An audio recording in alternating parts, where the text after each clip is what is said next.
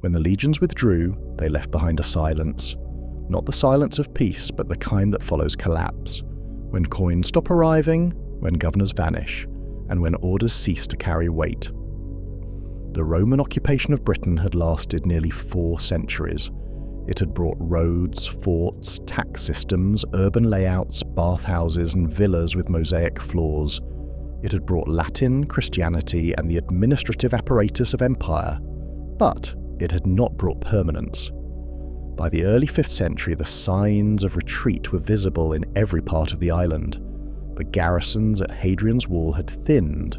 The towns, once bustling with imported goods, had become hollowed, their forums quiet, their walls crumbling.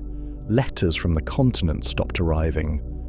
Trade slowed to a trickle, and in the fields and forests beyond the boundaries of Romanized Britain, rival powers stirred. The formal end came, or so tradition holds, in the year 410, when the Emperor Honorius, besieged and distracted by Visigoths on the Italian peninsula, reportedly told the cities of Britain to look to their own defence. Whether this message was ever received or recorded at the time is uncertain, but its meaning was clear. Britain was no longer part of Rome's effective territory. The thread that had bound the island to the imperial machine had snapped. In its place was something harder to define, a series of walled towns, villa estates, tribal regions, and surviving dioceses, each now responsible for its own survival. It is into this setting, not of grandeur, but of rupture, that the first shadows of Arthur begin to form. The 5th and 6th centuries in Britain remain among the least documented in all of early medieval European history. They are sometimes referred to as the sub-Roman period, a term that acknowledges the absence of imperial rule without suggesting that civilization had entirely vanished. There were still bishops in places like St Albans and Verulamium, still communities speaking Latin, still men who called themselves consuls or duces, though their authority likely extended no farther than a few valleys or a fortified hill. And there were threats, persistent, violent, and mounting. Germanic peoples, Angles, Saxons, Jutes, had begun appearing on Britain's southeastern shores even before the Romans withdrew. Initially hired as mercenaries to fight Picts and Irish raiders, these newcomers soon became colonists. They settled, seized farmland, and expanded their influence inland. As they did, the line between cooperation and invasion dissolved. Gildas, a 6th century cleric writing in a tone of near-apocalyptic despair, described how native leaders had invited the Saxons in as protectors, only to be betrayed by them, comparing the arrangement to hiring wolves to guard sheep. He names no Arthur, he offers no chronicle of battles, but his anger and his sense of national catastrophe remain vivid. This is the soil from which the Arthurian idea begins to grow, not in the well-documented halls of kings, but in a landscape torn between memory and survival, where spoken tradition carried more weight than written record, and where the distinction between a man and his myth was not yet fixed. The earliest mention of Arthur by name appears in a Welsh text known as the Gododin, attributed to the bard Aneirin. Though the precise dating of the poem is disputed, some verses are believed to date to the late 6th or early 7th century. In it, amid a litany of fallen warriors praised for their courage at the Battle of Catraeth, one fighter is said to have glutted black ravens on the wall of the fortress, though he was no Arthur. It is a passing line, but its implication is clear. Arthur was already known as a paragon of martial excellence. He needed no introduction. The comparison assumes a shared cultural understanding. Arthur, by this time, had become the benchmark by which other warriors were measured. Other references appear sporadically in Welsh poetic and mnemonic traditions. The Historia Britonum, a Latin text compiled in the 9th century and attributed to Nennius, includes a list of 12 battles said to have been fought by Arthur. Here, he's not called a king, but the Dux Bellorum, the war leader of the Britons. He is described as having carried the image of the Virgin Mary on his shoulders at one of these battles, a detail that hints at Christian devotion, but also suggests the blending of military and religious authority. The list includes locations difficult to verify, some plausible, others almost certainly symbolic. Mount Badon is mentioned, so is the river Tribroot, whose location has never been securely identified. The battle names read more like a liturgical chant than a strategic campaign. Still, the cumulative effect is unmistakable. Arthur, whether real or imagined, was becoming the embodiment of resistance. By the time of the Annales Cambri, a chronicle compiled in Wales in the 10th century, 2 entries appear under dates now generally regarded as schematic rather than precise. One places the Battle of Badon in the year 516, and in it Arthur carried the cross of our Lord Jesus Christ for 3 days and 3 nights on his shoulders, and the Britons were victorious. The second, dated to 537, records the strife of Camlan, in which Arthur and Medrawt fell. Again, the emphasis is on piety and conflict. Again, no details are offered beyond the assertion, but the names persist. It is not until these later sources that Arthur's name becomes fixed within a framework resembling historical narrative, and yet even then he remains elusive. No contemporary Roman or continental writer mentions him. No inscription has been found bearing his name from the period in which he supposedly lived. Bede, writing in the early 8th century and known for his careful scholarship, makes no mention of Arthur at all. To the historians of the Roman world, the events of Britain in the 5th and 6th centuries were peripheral at best. The empire was dissolving across the western provinces, and what happened in the island of Britannia was of little consequence to the chroniclers of Gaul or Ravenna. What survives of Arthur from this early period, then, is not a clear portrait but a shadow, an accumulation of references, each one partial, ambiguous, shaped by its time and audience. To the poets of Wales, he was a warrior whose deeds defined an age. To the compilers of later chronicles, he was a leader whose battles marked the last stand of Romanized Britain. To others, he may have been a memory of some actual warlord whose name, deeds, and alliances have been folded into a larger story, one that would expand far beyond its original scope. But before the Court of Camelot, before the Sword in the Stone or the Lady of the Lake, before the Norman romancers recast him in the language of chivalry, Arthur belonged to the mists of early medieval Britain, a time not of kings and coronations, but of hill forts and war bands, of shifting alliances, of communities straining to hold together the remnants of a world that had once been Roman.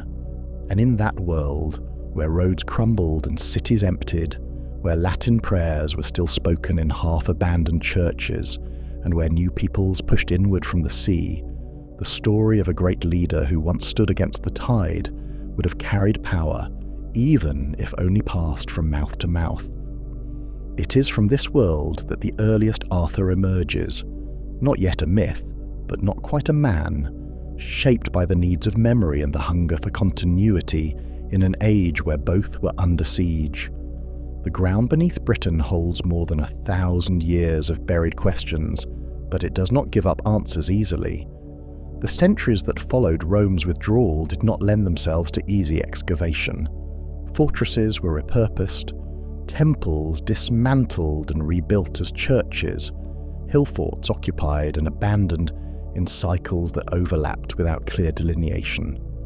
Coins disappear from the record in the early 5th century and do not reappear in significant number for more than 200 years. Written accounts are few, and those that do exist were often copied centuries later by scribes far removed from the events they describe.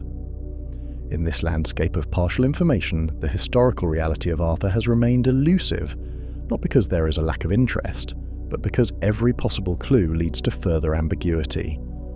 Among the sites most frequently mentioned in connection with Arthur is Mount Badon, referenced in early medieval chronicles as the location of a major British victory against Saxon forces. Gildas, writing in the 6th century, does not name Arthur but speaks of a decisive battle at a fortified site, won by native forces, which granted the Britons a generation of respite. Later sources, including the Historia Britonum and the Annales Cambriae, associate the victory with Arthur personally. The problem is that no single location has been securely identified as Mount Badon. Suggestions have included Bath, where Roman baths and fortifications still stood in the 5th century, Badbury Rings in Dorset, a multivallate hill fort with nearby Roman roads, and locations in Wales or the West Country, whose names carry only the faintest echoes of Badon. Each site has some merit, none can be confirmed. The archaeological evidence for a large-scale conflict between native Britons and Saxon invaders in this period is equally inconclusive.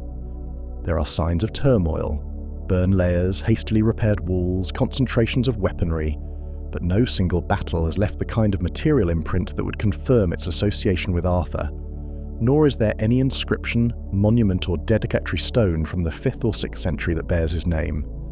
Inscriptions from the sub-Roman period do exist, especially in the West. Just a quick heads up before we continue.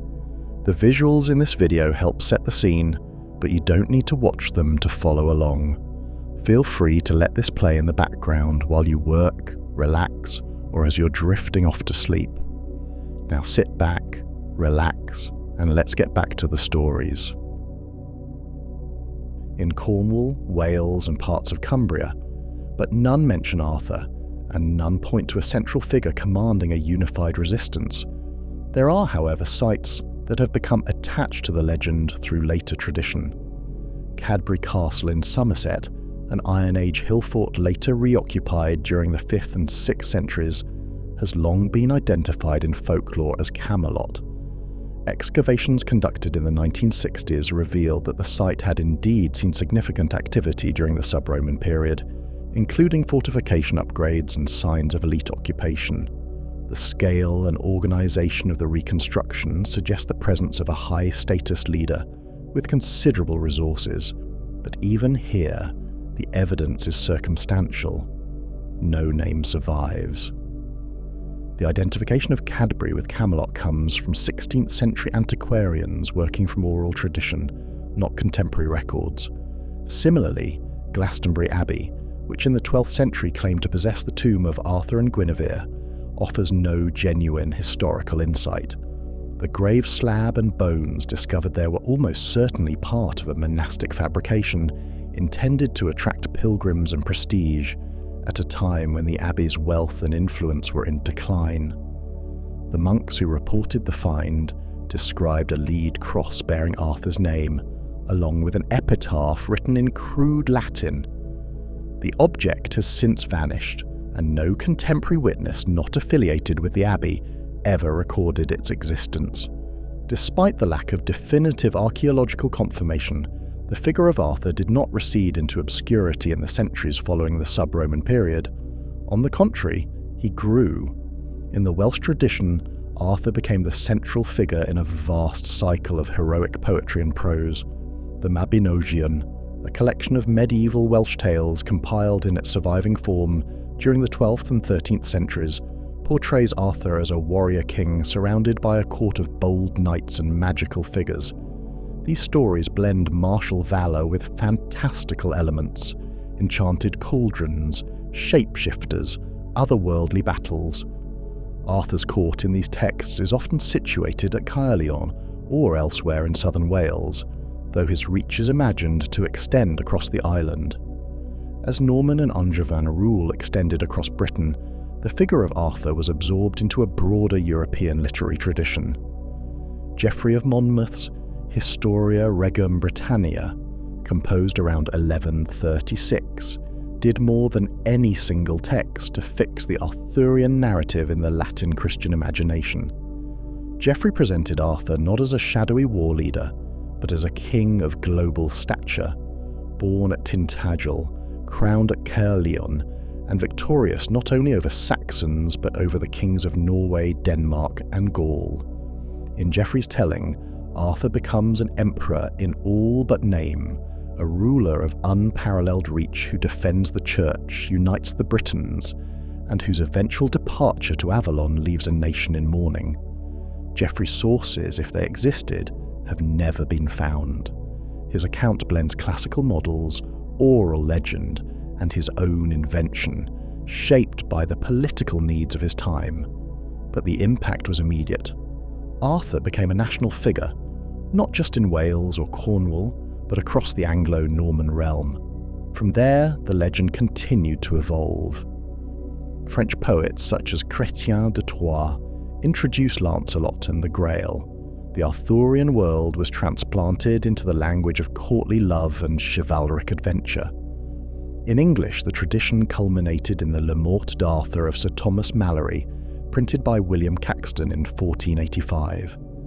By then, Arthur had ceased to be a candidate for historical inquiry and had become a vessel for ideals, kingship, loyalty, betrayal, and the tragic arc of human ambition. The Round Table, Excalibur, Merlin, and Mordred, all of these elements postdate any plausible historical Arthur by centuries, yet they attach themselves to his name with such persistence that separating them has become nearly impossible in the public imagination. In the modern period, efforts to recover a historical Arthur have continued, often with renewed vigour following nationalist movements or archaeological discoveries.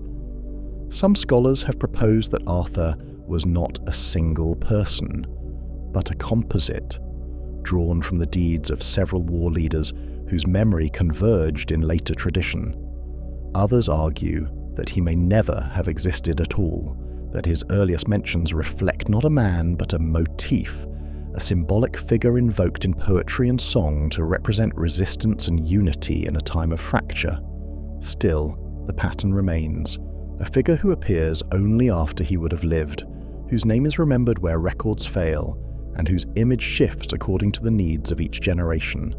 Whether Arthur was a real warlord whose exploits have been magnified beyond recognition, or a fictional creation inserted into a void of memory, he occupies a space in the history of Britain that neither evidence nor skepticism has been able to dislodge.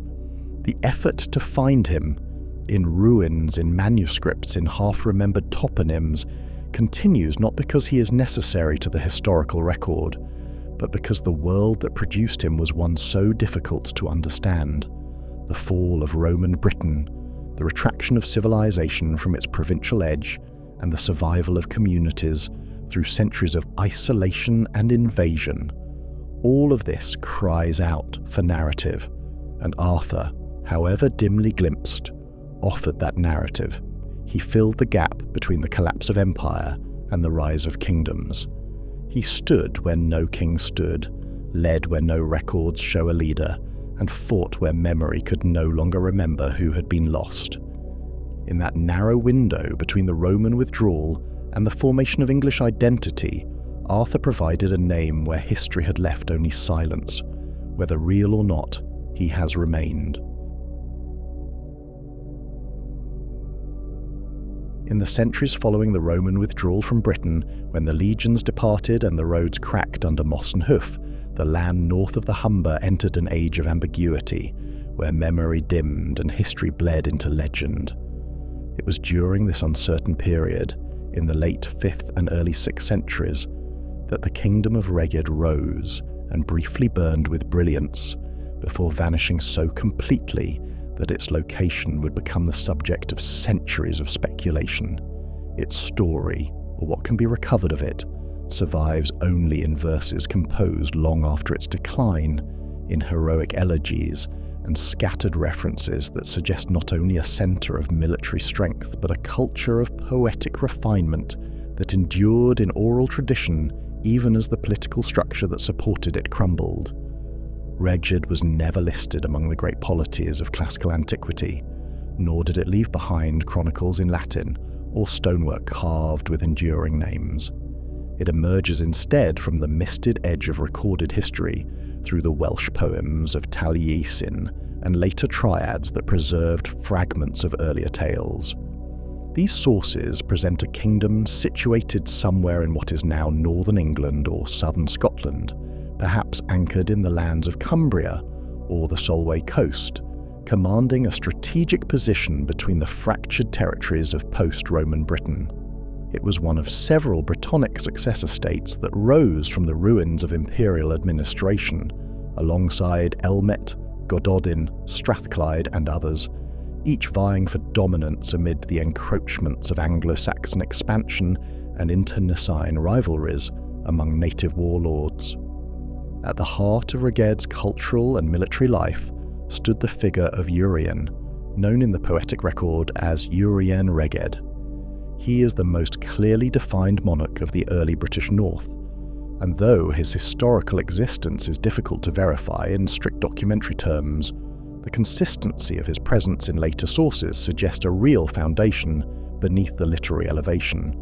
Urien appears in the Book of Taliesin, a manuscript preserved centuries later but believed to contain much older material. In these verses, he is depicted as a warrior of supreme prowess, capable of rallying forces and repelling invaders, especially the Angles of Bernicia, whose rise along the eastern coast threatened the old British territories. Urien's campaigns, as recounted in Taliesin's verse, describe a northern Britain caught in the throes of tactical warfare, where fortified hilltops and coastal strongholds shifted hands not through prolonged sieges, but through raids, ambushes and sudden, decisive engagements.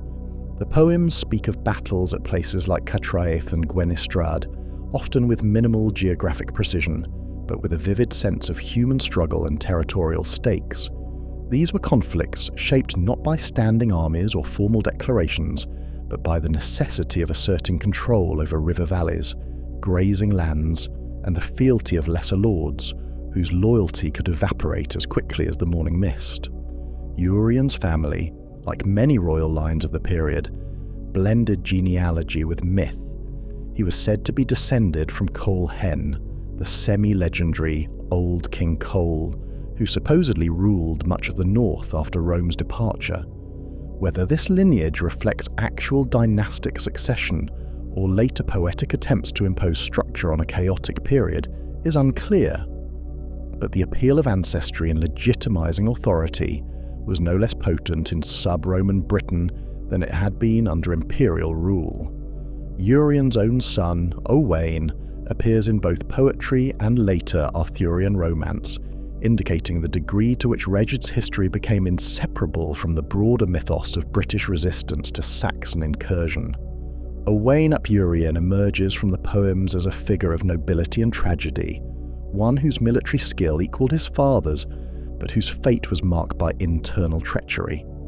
He is named in elegies that mourn his death in battle and his betrayal by supposed allies.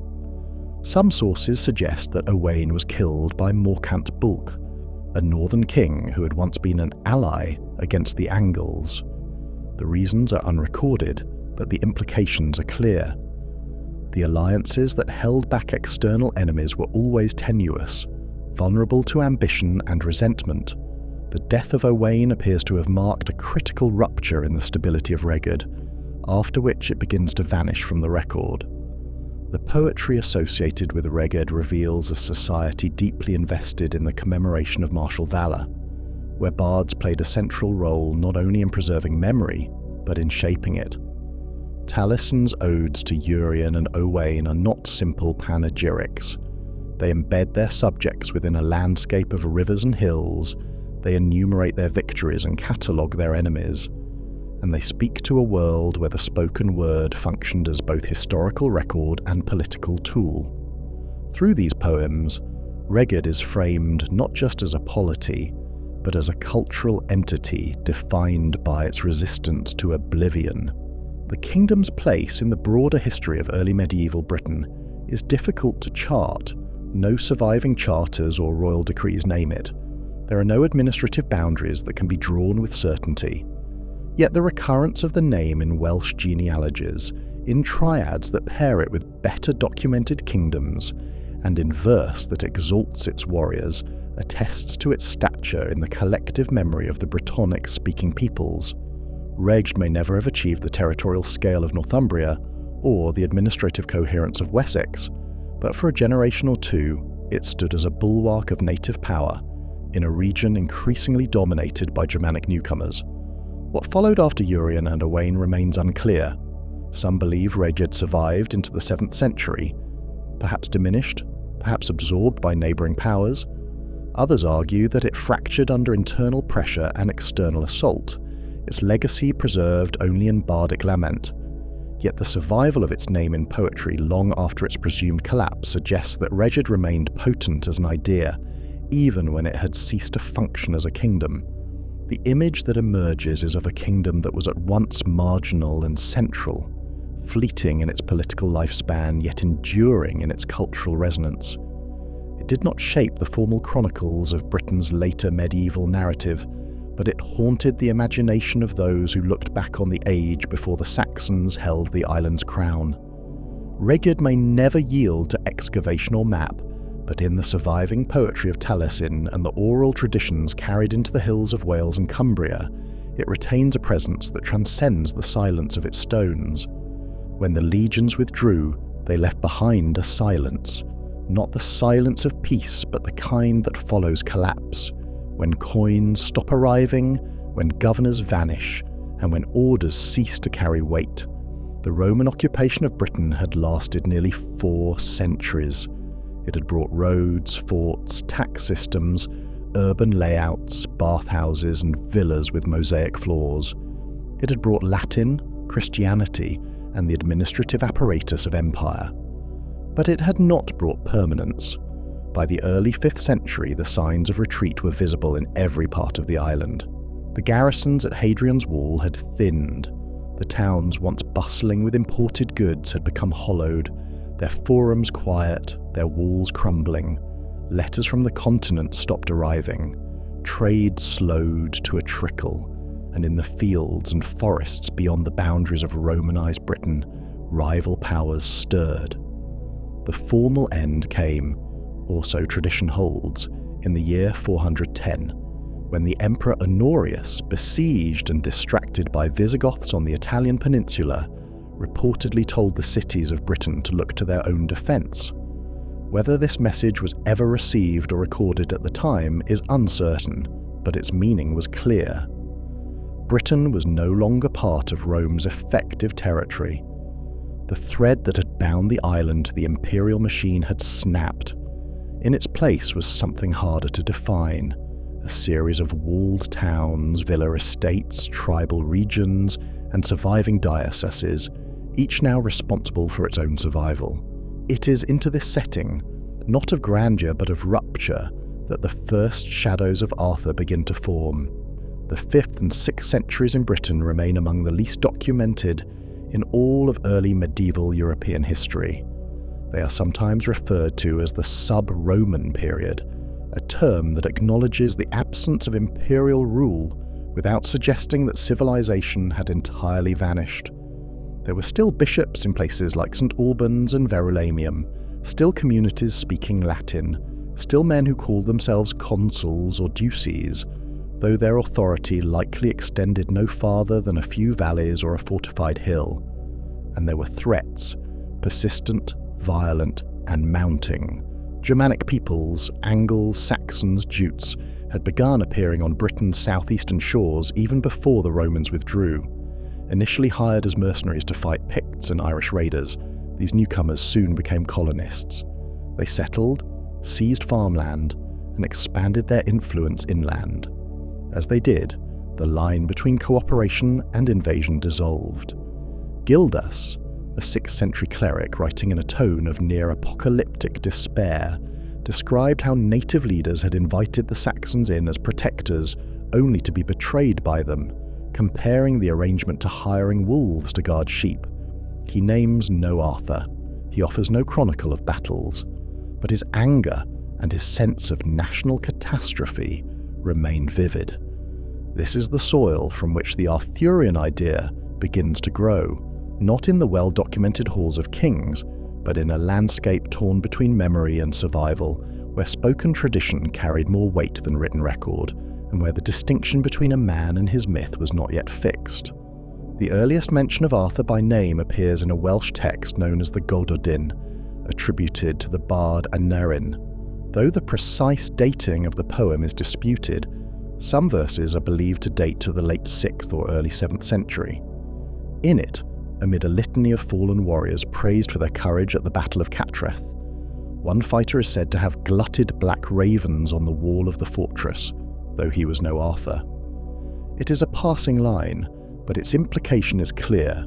Arthur was already known as a paragon of martial excellence. He needed no introduction. The comparison assumes a shared cultural understanding. Arthur, by this time, had become the benchmark by which other warriors were measured. Other references appear sporadically in Welsh poetic and mnemonic traditions. The Historia Britonum, a Latin text compiled in the 9th century and attributed to Nennius, includes a list of 12 battles said to have been fought by Arthur. Here, he is not called a king, but the Dux Bellorum, the war leader of the Britons. He is described as having carried the image of the Virgin Mary on his shoulders at one of these battles, a detail that hints at Christian devotion, but also suggests the blending of military and religious authority. The list includes locations difficult to verify, some plausible, others almost certainly symbolic. Mount Badon is mentioned. So is the river Tribruit, whose location has never been securely identified. The battle names read more like a liturgical chant than a strategic campaign.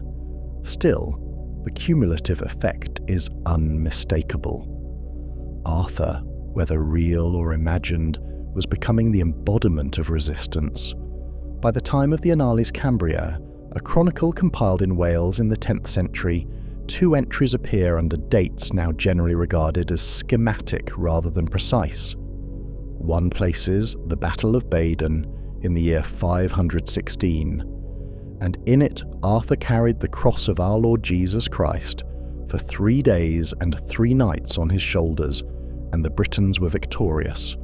The second, dated to 537, records the strife of Camlan, in which Arthur and Medraut fell. Again, the emphasis is on piety and conflict. Again, no details are offered beyond the assertion, but the names persist. It is not until these later sources that Arthur's name becomes fixed within a framework resembling historical narrative, and yet even then, he remains elusive. No contemporary Roman or continental writer mentions him. No inscription has been found bearing his name from the period in which he supposedly lived. Bede, writing in the early 8th century, and known for his careful scholarship, makes no mention of Arthur at all. To the historians of the Roman world, the events of Britain in the 5th and 6th centuries were peripheral at best. The empire was dissolving across the western provinces, and what happened in the island of Britannia was of little consequence to the chroniclers of Gaul or Ravenna. What survives of Arthur from this early period then is not a clear portrait, but a shadow, an accumulation of references, each one partial, ambiguous, shaped by its time and audience. To the poets of Wales, he was a warrior whose deeds defined an age. To the compilers of later chronicles, he was a leader whose battles marked the last stand of Romanized Britain. To others, he may have been a memory of some actual warlord whose name, deeds, and alliances have been folded into a larger story, one that would expand far beyond its original scope. But before the Court of Camelot, before the Sword in the Stone or the Lady of the Lake, before the Norman romancers recast him in the language of chivalry, Arthur belonged to the mists of early medieval Britain, a time not of kings and coronations, but of hill forts and war bands, of shifting alliances, of communities straining to hold together the remnants of a world that had once been Roman. And in that world, where roads crumbled and cities emptied, where Latin prayers were still spoken in half-abandoned churches, and where new peoples pushed inward from the sea, the story of a great leader who once stood against the tide would have carried power, even if only passed from mouth to mouth. It is from this world that the earliest Arthur emerges, not yet a myth, but not quite a man, shaped by the needs of memory and the hunger for continuity in an age where both were under siege.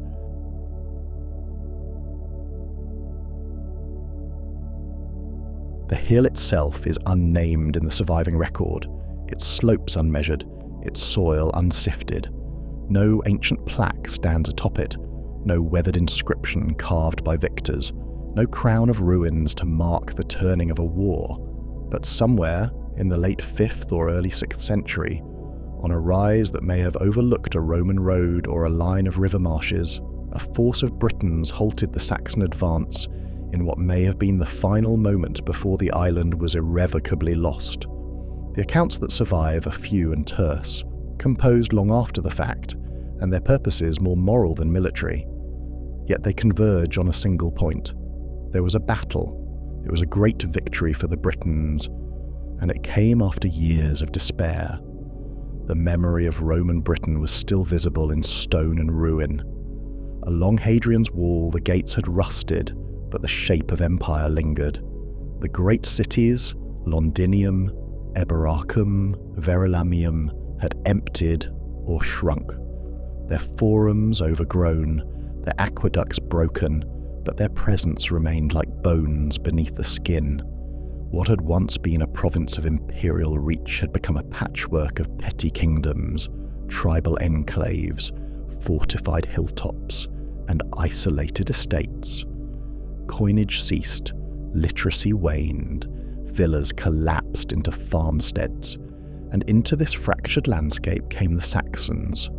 They arrived not as armies, but as mercenaries. Hired by British rulers to fight their neighbours, they soon found opportunity in the disunity of their hosts. The Chronicle of Gildas, writing in the mid-6th century, speaks of a people who were invited in and then turned on their patrons, spreading from the eastern shores inland with fire and sword.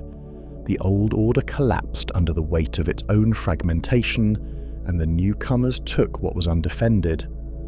There followed, according to Gildas, a long and bitter war. British resistance hardened in places, flared in others. Some leaders fled west into Wales and Cornwall. Others fortified the interior, holding on to remnants of civitas authority. Monasteries became redoubts of faith and literacy. Tribal kings emerged in the vacuum, drawing together war bands from the remains of once prosperous townships. But the Saxons did not recede. Their settlements thickened along river valleys and lowlands. Their language took root in cleared fields and new halls. Then, after years of retreat, came a battle that reversed the tide. The account of Gildas is the earliest known reference, composed decades after the event. He gives no date and no location. He does not name the British commander. He refers to the engagement only as the Siege of Mount Badon, and credits it with halting the Saxon advance for a generation. He writes of it as a divine deliverance, a reprieve granted by God for the sins of the people. He makes no effort to describe the tactics, the terrain, or the scale. His purpose was not to chronicle, but to admonish. Yet the fact of the victory appears to be widely accepted by subsequent tradition. Bede, writing in the early 8th century, places the battle around 44 years after the arrival of the Saxons, though he relies heavily on Gildas and adds no detail. The Anglo-Saxon Chronicle, compiled later, omits the battle entirely, which may reflect its embarrassment or unfamiliarity with early events beyond the scope of its interest. But within the British and Welsh traditions, the battle grew in stature. The 9th century Historia Britonum, attributed to Nennius, adds more colour. It lists Badon as the 12th and final battle fought by a great leader of the Britons, whom it names as Arthur. Here, for the first time, the commander is given shape. Not a king, but a war leader, a dux bellorum. He is said to have carried the cross of Christ on his shoulders and to have slaughtered hundreds with his own hand. The story departs from earlier restraint and enters the realm of legendary embellishment. Yet beneath the exaggeration, the echo of a real confrontation remains. By the time the battle enters the 12th century histories of Geoffrey of Monmouth, it has become a foundational myth. Geoffrey describes Arthur as the noble king of a united Britain, victorious against Saxons, Picts and Scots, crowned with glory at Badon Hill. His version blends chronicle with romance, and though of little use to the historian, it cemented the battle in the collective imagination. From this point forward, Badon becomes the centerpiece of resistance, the moment when the tide of invasion was checked and the soul of Britain preserved. Yet even without the trappings of legend, the strategic significance of the battle can be inferred. The Saxon advance, steady for decades, appears to have paused. Archaeological evidence shows a stabilization of frontier lines and a temporary resurgence of British power in certain regions. Hill forts were refortified, ecclesiastical structures began to spread. There was a recovery, however brief, of cultural and political cohesion in parts of Western Britain. The scale and location of the victory remain uncertain, but its consequences are suggested by the material and textual silences that follow. There is, for a time, no record of further major Saxon gains. The advance had been stopped. Who commanded the Britons is unknown. If it was Arthur, then his presence in the historical record is more fragile than his legend would suggest. If not, then another unnamed leader rallied the disjointed factions and brought discipline to a people long fractured by rivalry and despair. Either way, the coordination required to mount a successful defense against the organized war bands of the Saxons points to a moment of rare unity and resolve. The choice of battleground, a hill or fortified rise, suggests a defensive advantage, perhaps drawing upon remnants of Roman military architecture or the high places of earlier tribal sanctuaries. No account of the Saxon side survives. There is no record of their commanders, their numbers, or their losses. What is known is that they did not prevail, and that for at least a generation their expansion was arrested. Settlements stalled, pressure on Western polities decreased, the rhythm of conquest was disrupted. The victory at Badon did not reverse the course of history. Within a century, the Saxons resumed their push. The kingdoms of Wessex, Sussex, and Kent expanded. Mercia rose. The Britons were driven further west. By the 9th century, the Heptarchy was dominant, and British autonomy was confined to the fringes. But for a moment, there had been resistance, and it had succeeded. What remains of the battle is not its field, nor its relics, but its impression. The silence that follows in the sources suggests a cessation of panic, the continued survival of Christian communities, a vernacular language, of place names rooted in British speech, all point to a reprieve. It was not peace, but it was a pause, and it was won by blood. Whether the battle took place near Bath on a rise in Dorset, in the hills of Wiltshire or Wales, cannot yet be said. The name Badon may refer to any number of places. The date, speculated as occurring between 490 and 520, remains uncertain. The commanders, save for those preserved in legend, are unnamed.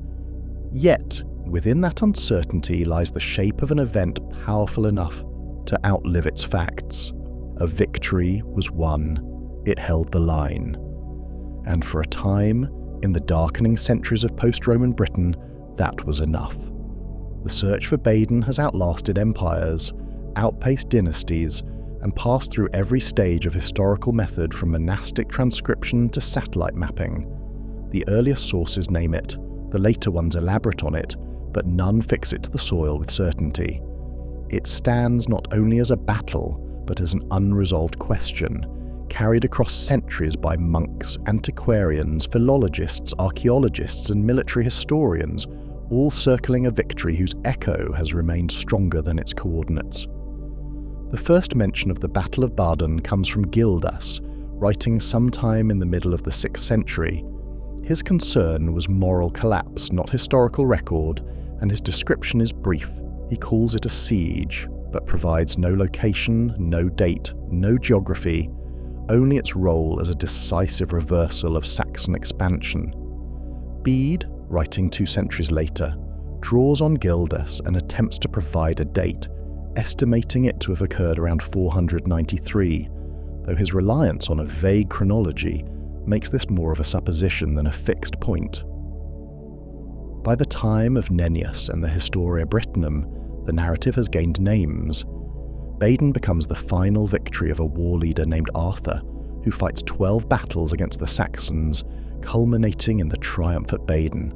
The text is a mixture of legend and fragmentary record, compiled at a time when the memory of unified Roman Britain was long past, and the political needs of a disunited island called for heroes. Arthur's name is mentioned without royal title. He is not called king, only Dux Bellorum, a military commander. His figure floats between fact and myth. Geoffrey of Monmouth, writing in the 12th century, brings Badon fully into the realm of literary narrative.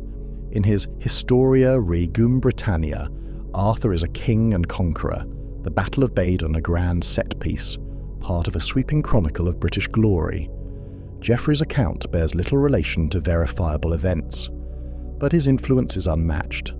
After Geoffrey, Badon becomes synonymous with Arthur. The connection is not simply historical but cultural. The battle, whether real or not, is Arthur's. Modern historians have struggled to separate the fact from the accretion. Some argue that the silence of the Anglo-Saxon chronicle, a record otherwise attentive to victories and defeats, is evidence that the battle was real and devastating to the Saxons, who chose to omit it. Others argue that the absence of any contemporary site or artifact linked to Badon weakens the case for its historicity. The archaeology of 5th and 6th century Britain is fragmentary, often ambiguous, and rarely lends itself to precise identifications. Efforts to locate the battle have generated dozens of candidates. Bath is one of the most frequently proposed. The Roman city of Aquae Sulis, located near a steep hill and Roman roads, fits several criteria.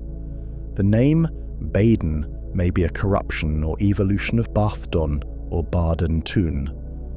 The strategic value of the location and the presence of Roman infrastructure make it plausible. Yet there is no evidence of a battle at Bath in this period.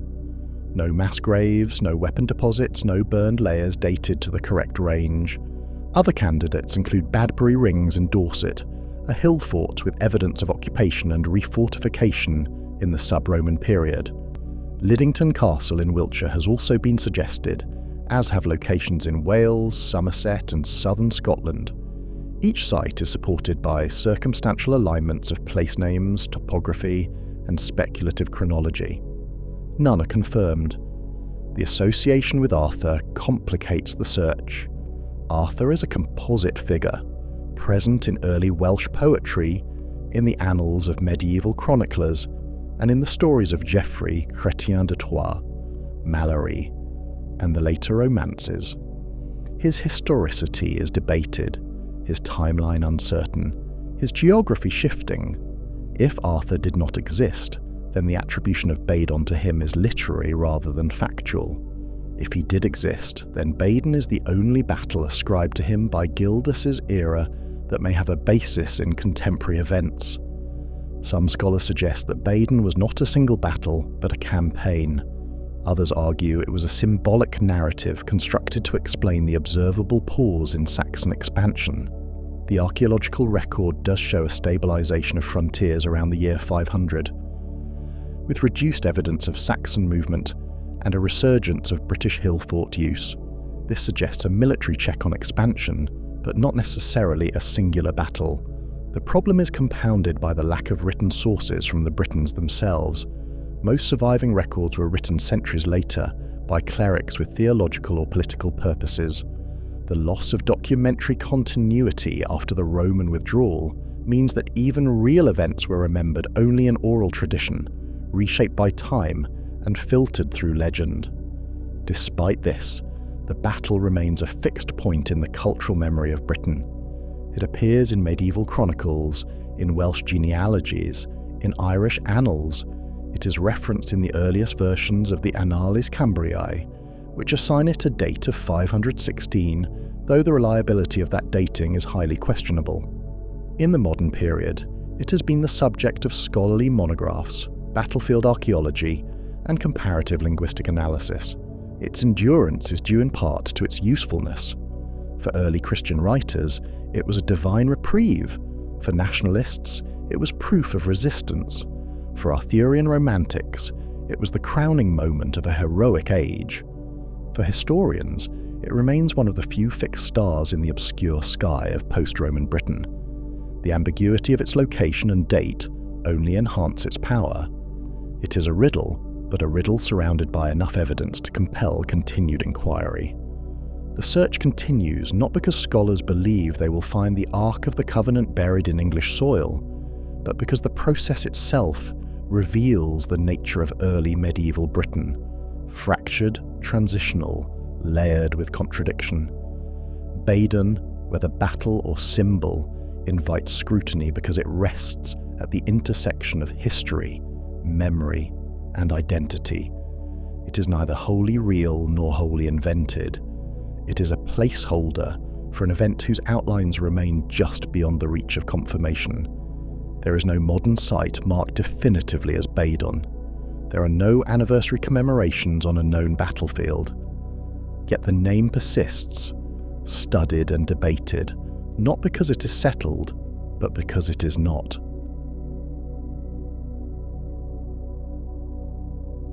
In the years that followed the departure of Roman legions from the province of Britannia, the land was said to have descended into a slow and grinding chaos. Rome, overstretched and assailed on all fronts, had withdrawn its garrisons and administrators by the early 5th century, leaving behind villa ruins, crumbling roads, and a Christianized elite clinging to the vestiges of imperial order. Without the backbone of Rome's military machine, the native Britons, it was said, stood exposed. According to the chroniclers of the centuries to follow, it was in this vacuum that the Anglo-Saxons came. They arrived not as neighbours or guests, but as conquerors. They were warriors from across the North Sea, Angles from the flatlands of Schleswig, Saxons from the riverine coasts of northern Germany, and Jutes from the Danish peninsula. They crossed the grey waters in long ships, landing on the eastern shores of Britain with spear, shield, and fire, and in the story long told, they came not for trade, not for settlement, but for conquest. This was the narrative laid down in the Venerable Bede's Ecclesiastical History of the English People, written in the early 8th century. Bede, a monk of Northumbria, working from older sources and oral traditions, recorded that around the middle of the 5th century, a British ruler named Vortigern had invited Saxon mercenaries to serve as a buffer against northern raiders. These mercenaries, led by 2 brothers, Hengist and Horsa, turned against their hosts, seized land, and summoned more of their kin from across the sea. In time, wave after wave of Anglo-Saxon invaders landed on the coasts, overwhelmed the native Britons, and drove them westward into the mountains of Wales and Cornwall, or else into exile across the Channel. The old Roman towns were said to have burned, churches fell silent, the Latin tongue disappeared. In its place rose the guttural speech of the newcomers. The Britons, according to later legend, were either slaughtered, enslaved, or absorbed so thoroughly that their language, law, and religion vanished. The pagan warlords from across the sea carved the island into new kingdoms: Kent, Sussex, Essex, Wessex, Mercia, and Northumbria. Stone gave way to timber, Christianity receded, a new people emerged calling themselves the English, and the land became England. For generations, this was the story told in classrooms and textbooks. It was one of sharp transition, of cultural erasure, of a violent end to Roman Britain and the birth of Anglo-Saxon England. The image was vivid, a once prosperous province reduced to smouldering ruins, its people displaced by newcomers who brought with them a new language, a new religion, and a new identity. The Anglo-Saxons in this narrative were the progenitors of English civilization, arriving as foreign conquerors and reshaping the island in their own image. The sources supporting this vision were limited, but they were taken as authoritative. Bede, writing more than 2 centuries after the events he described, was long treated as a faithful chronicler. The Anglo-Saxon Chronicle, a compilation of annals begun in the reign of Alfred the Great, reinforced the account, offering a litany of battles, kings, and tribal migrations. Later medieval histories built on these foundations, casting the arrival of the Anglo-Saxons in mythic tones. The early kings of Wessex were depicted as heirs of Hengist and Horsa. The displacement of the Britons became a kind of founding drama. The archaeological record, where it appeared to support this vision, was enlisted in its favour. In Eastern England, burial sites containing Germanic-style grave goods, swords, brooches, shield bosses, and pottery were interpreted as the remnants of a colonising force. The distribution of place names, Ham, Ton, Ing, seemed to mark the footprint of settlers imposing new identities on the landscape. The decline of Roman urbanism, visible in abandoned villas and depopulated towns, was seen as the signature of conquest. A people had vanished, another had taken their place. The narrative, though brutal, carried a certain clarity. It explained the linguistic shift from Latin and Brittonic to Old English. It accounted for the fragmentation of Roman infrastructure and the rise of tribal polities. It provided a clean break between antiquity and the medieval, and it lent weight to the idea that England, unlike the post-Roman successor states on the continent, had been remade by invasion rather than continuity. Yet even as the story hardened into orthodoxy, doubts began to flicker at its edges. Some historians, even in the early 20th century, questioned the scale of the supposed invasion. Others noted that the sources were written long after the events they described, often for political or ecclesiastical ends. Still others observed inconsistencies in the archaeological record, burials that did not fit neatly into the narrative of sudden displacement. By the mid-20th century, scholars began to look more closely at what the material record actually showed. Excavations revealed continuity in some settlements previously thought to have been abandoned. Churches were found to have remained in use longer than expected. Fields and farms showed signs of gradual adaptation rather than destruction. And while Eastern England bore evidence of Germanic cultural influence, the west of the island retained markers of late Roman and Brittonic life far longer than the traditional narrative allowed. The linguistic evidence too grew more complex. While Old English became dominant, it contained curious substrata, loanwords, syntax patterns and idioms that hinted at deeper interactions. The idea of a cultural tabula rasa, in which the Britons were entirely wiped away, began to appear less certain. And in the absence of definitive records, the question grew louder. Had there truly been a mass migration, a wave of conquest and ethnic cleansing, or had something subtler occurred? In the traditional story, the Anglo-Saxon settlement was a rupture, violent, total, and transformative. The evidence long cited in its favour spoke in the voice of conquerors, in the chronicle of victors. But history, like soil, yields its secrets slowly. Beneath the surface of battle and kingship, a different story may yet be found.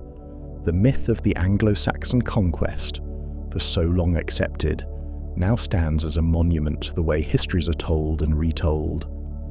As the tools of archaeology and analysis sharpen, as new methods illuminate what was once hidden, the outline of post-Roman Britain begins to shift. The seaborne invaders still came, but the world they entered may not have been one they wholly destroyed. Part of it may have endured, not in defiance, but in adaptation. The story of the Anglo-Saxons is not yet finished. Its first version is known. What follows will depend on how deeply we are willing to look. In the traditional telling of the Anglo-Saxon settlement, the departure of Roman legions gave way to chaos, invasion, and a near-total cultural transformation. The image presented in medieval chronicle was one of displacement and rupture. The native Britons cast aside or destroyed, the land seized by seaborne tribes who remade it in their own image. But in the last several decades, a new wave of research has called this version into question. Using tools unknown to earlier historians, isotope analysis, ancient DNA, advanced stratigraphy, and nuanced readings of grave goods, a different picture has begun to emerge. It is not one of peaceful continuity, nor of unchecked conquest, but something more complicated, a gradual transition shaped by assimilation, elite power structures, and patterns of migration that defy simplistic categorization. One of the first challenges to the conquest narrative came not from excavation, but from reassessment. As archaeologists returned to sites once used to bolster the traditional account, they found inconsistencies. The presence of Anglo-Saxon style artifacts did not always correlate with destruction layers. Pottery, brooches, and weaponry bearing continental designs appeared alongside signs of continuity in land use and settlement. In places like Mucking in Essex or West Heslerton in Yorkshire, material culture shifted in appearance but not in fundamental pattern. Fields were still ploughed, buildings repaired or rebuilt, burials conducted in local styles with only gradual changes in orientation or grave goods. Moreover, the scale of population movement once assumed has come under scrutiny. Ancient DNA studies drawing on skeletal remains from both Roman and early medieval cemeteries reveal a population that was not replaced, but altered. In eastern England, there is evidence of genetic admixture, a blending of continental and insular lineages. The data suggest that while migrants from what is now Germany, Denmark, and the Netherlands did arrive, they did not do so in numbers sufficient to displace the existing population wholesale. Instead, they formed a minority that gained prominence through social mechanisms rather than sheer numbers. Isotope analysis, which can determine the geological origin of a person's diet during childhood, has further complicated the picture. Studies of burial sites have shown that individuals buried with Anglo-Saxon grave goods were not necessarily born across the sea. Many grew up in Britain. Conversely, some individuals whose burials lacked any continental markers had isotope signatures indicating foreign birth. Cultural identity, in other words, did not always align with biological origin. Material culture, once taken as a proxy for ethnicity, now appears as a fluid marker, adopted, adapted, and displayed for reasons that often had more to do with social aspiration than ancestry. This realization has given rise to the elite dominance model. According to this framework, the arrival of Germanic-speaking elites brought new political structures and cultural norms, but not necessarily a mass replacement of the existing population. These elites, through intermarriage, warfare, and patronage, extended their influence. Over generations, their language and customs were adopted by the local population, not under threat of annihilation, but through processes of acculturation and pragmatic adaptation. The adoption of Old English, for example, may have been driven not by coercion, but by the desire to participate in new political hierarchies. There are parallels in other parts of post-Roman Europe. In Gaul, the Frankish elite preserved Roman tax structures while adopting Latin. In Visigothic Spain, Gothic rulers assimilated with local Hispano-Roman populations. Britain, though geographically distinct, may have followed a similar path. The post-Roman polities that emerged in the 5th and 6th centuries were shaped not just by newcomers, but by local survivors, reconstituted elites, and the hybrid institutions that grew between them. Christianity, once thought to have been extinguished and then reintroduced by Roman missionaries like Augustine of Canterbury, also shows signs of survival. Archaeological finds in Western Britain and even parts of Eastern England indicate the presence of Christian symbols, burial practices, and structures well into the so-called pagan era. The persistence of these traditions suggests that the cultural memory of Roman Britain was not wiped clean, but reconfigured over time. Place name studies too have offered nuance. While many English place names are of Anglo-Saxon origin, a significant number preserve earlier roots, Celtic rivers, Latin terms, hybrid constructions. This palimpsest suggests not a replacement of language, but a layering. In some regions, especially along the borderlands of Wales and the West Country, linguistic resilience lasted for centuries. Even in the East, where Old English predominated, echoes of earlier languages remained. Together, these findings point to a transition that was less a single event than a prolonged period of change. Migration occurred, but at a scale smaller and more complex than once imagined.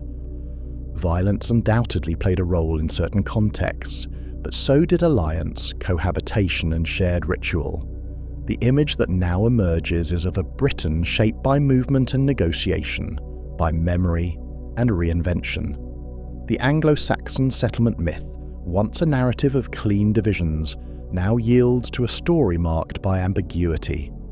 The neat boundary between Roman Britain and Anglo-Saxon England blurs into a landscape of competing identities, overlapping cultures, and slow transformations. It is not a tale of disappearance, but of adaptation, and in this, it mirrors the broader rhythms of history, where people seldom vanish but instead endure in altered forms, their legacies hidden in plain sight.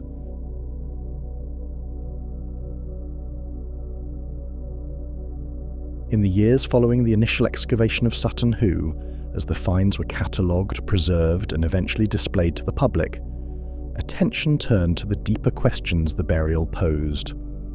The discovery of a ship burial of such wealth and complexity on English soil without accompanying written records challenged long-standing assumptions about early medieval Britain. It forced a reconsideration of the period that had once been labelled the Dark Ages, revealing a world that was sophisticated, interconnected, and politically complex. Central to this reassessment was the question of identity. Who had been buried in the Sutton Hoo ship, and what did the burial say about the political and religious world that had created it? The most widely supported theory is that the burial commemorates Rheged, king of the East Angles in the early 7th century.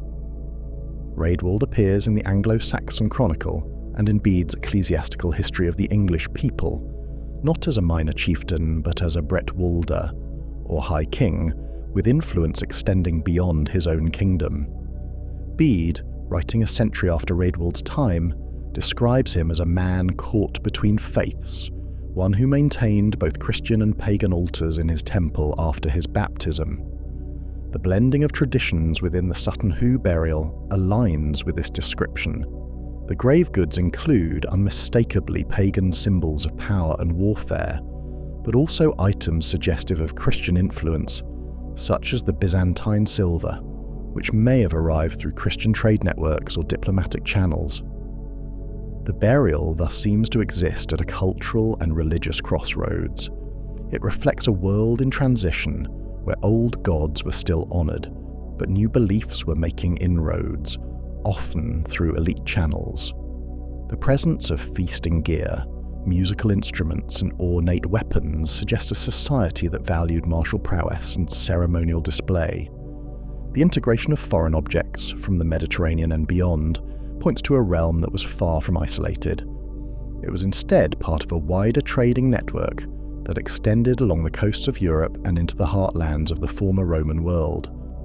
But the ambiguity of the grave also reflects broader uncertainties in early English history.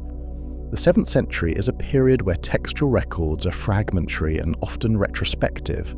Much of what is known comes from ecclesiastical sources, written generations after the events they describe, and often shaped by the priorities of later Christian chroniclers. The Sutton Hoo Burial, by contrast, is an artifact of its own moment. It does not tell a story in words, but in material culture. It does not argue, it asserts. And what it asserts is that power in early England was expressed through symbol, through performance, and through connection to both local traditions and distant realms. The helmet, reconstructed over many years from dozens of fragments, became the most iconic symbol of this synthesis. Its design incorporates motifs from Scandinavian, Roman, and native British traditions. It is both a mask and a crown, a symbol of warrior rule and sacred kingship. The warrior who wore it, or was buried with it, was no tribal chieftain clinging to local authority. He was a ruler whose authority demanded display on a scale rarely seen in the archaeological record of early medieval Europe. The ship itself, too, carried meaning beyond the practical. It was not a mere conveyance, but a cosmological statement. In many Northern European traditions, ships were symbols of passage between worlds. To be buried in one was to be sent not merely to the grave, but to another realm of existence. The orientation of the vessel, the careful arrangement of goods, and the scale of the effort all suggest a belief in continuity beyond death. Yet the presence of Christian items complicates this reading. Was the burial meant to appease multiple traditions? Was it a political compromise or a personal synthesis of belief? Such questions have no definitive answers. The grave was sealed without inscription. The burial mound was not marked with runes or names. The man interred, if indeed there was a body, left no epitaph. What remains is an archaeological record of rare richness, interpreted through layers of inference, comparison, and scholarly debate. The impact of the discovery went far beyond the study of Anglo-Saxon England. It helped to legitimize the field of early medieval archaeology in Britain, shifting focus away from Roman sites and toward the so-called post-Roman centuries. It inspired new excavations, new methodologies, and a broader appreciation for the complexity of early English kingdoms. It also had cultural consequences, feeding into a revived interest in national origins during the mid-20th century, and later into broader questions about identity, migration, and cultural synthesis in early Europe. In the decades since the initial excavation, Sutton Hoo has been revisited multiple times by archaeologists, each new investigation refining earlier understandings. Modern technologies, including ground-penetrating radar and chemical analysis of soil and artifacts, have confirmed the site's significance and suggested that it may have been a part of a larger sacred landscape. Nearby mounds and structures hint at a long tradition of elite burial in the region, though none so elaborate as the ship burial. The objects themselves, housed in the British Museum, remain among its most visited and studied treasures. But the site at Sutton Hoo retains a distinct power.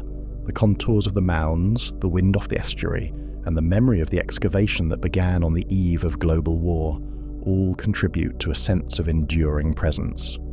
It is a place where one can still imagine the funeral procession, the hauling of the ship, the chants and offerings, and the moment when earth was poured over treasure to mark the end of a life and the continuation of a legacy. The Sutton Hoo Burial, in all its ambiguity and grandeur, does not provide clear answers. It raises questions that speak not only to the nature of one man's death, but to the character of a society poised between past and future, memory and myth. The grave reshaped how England's origins were understood, not by rewriting texts, but by revealing a chapter that had gone unwritten. Its significance lies not in what it proves, but in what it makes possible to ask.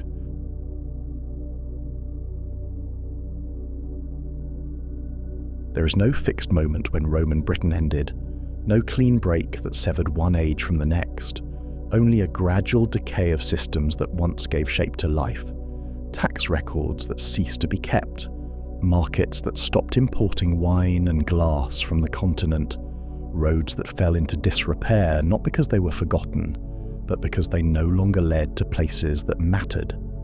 In the vacuum left behind as the villas were abandoned and the urban centres shrank to clusters of huts beside broken walls, new communities began to form, shaped less by the memory of Rome than by the demands of survival and the migrations of those who came across the sea.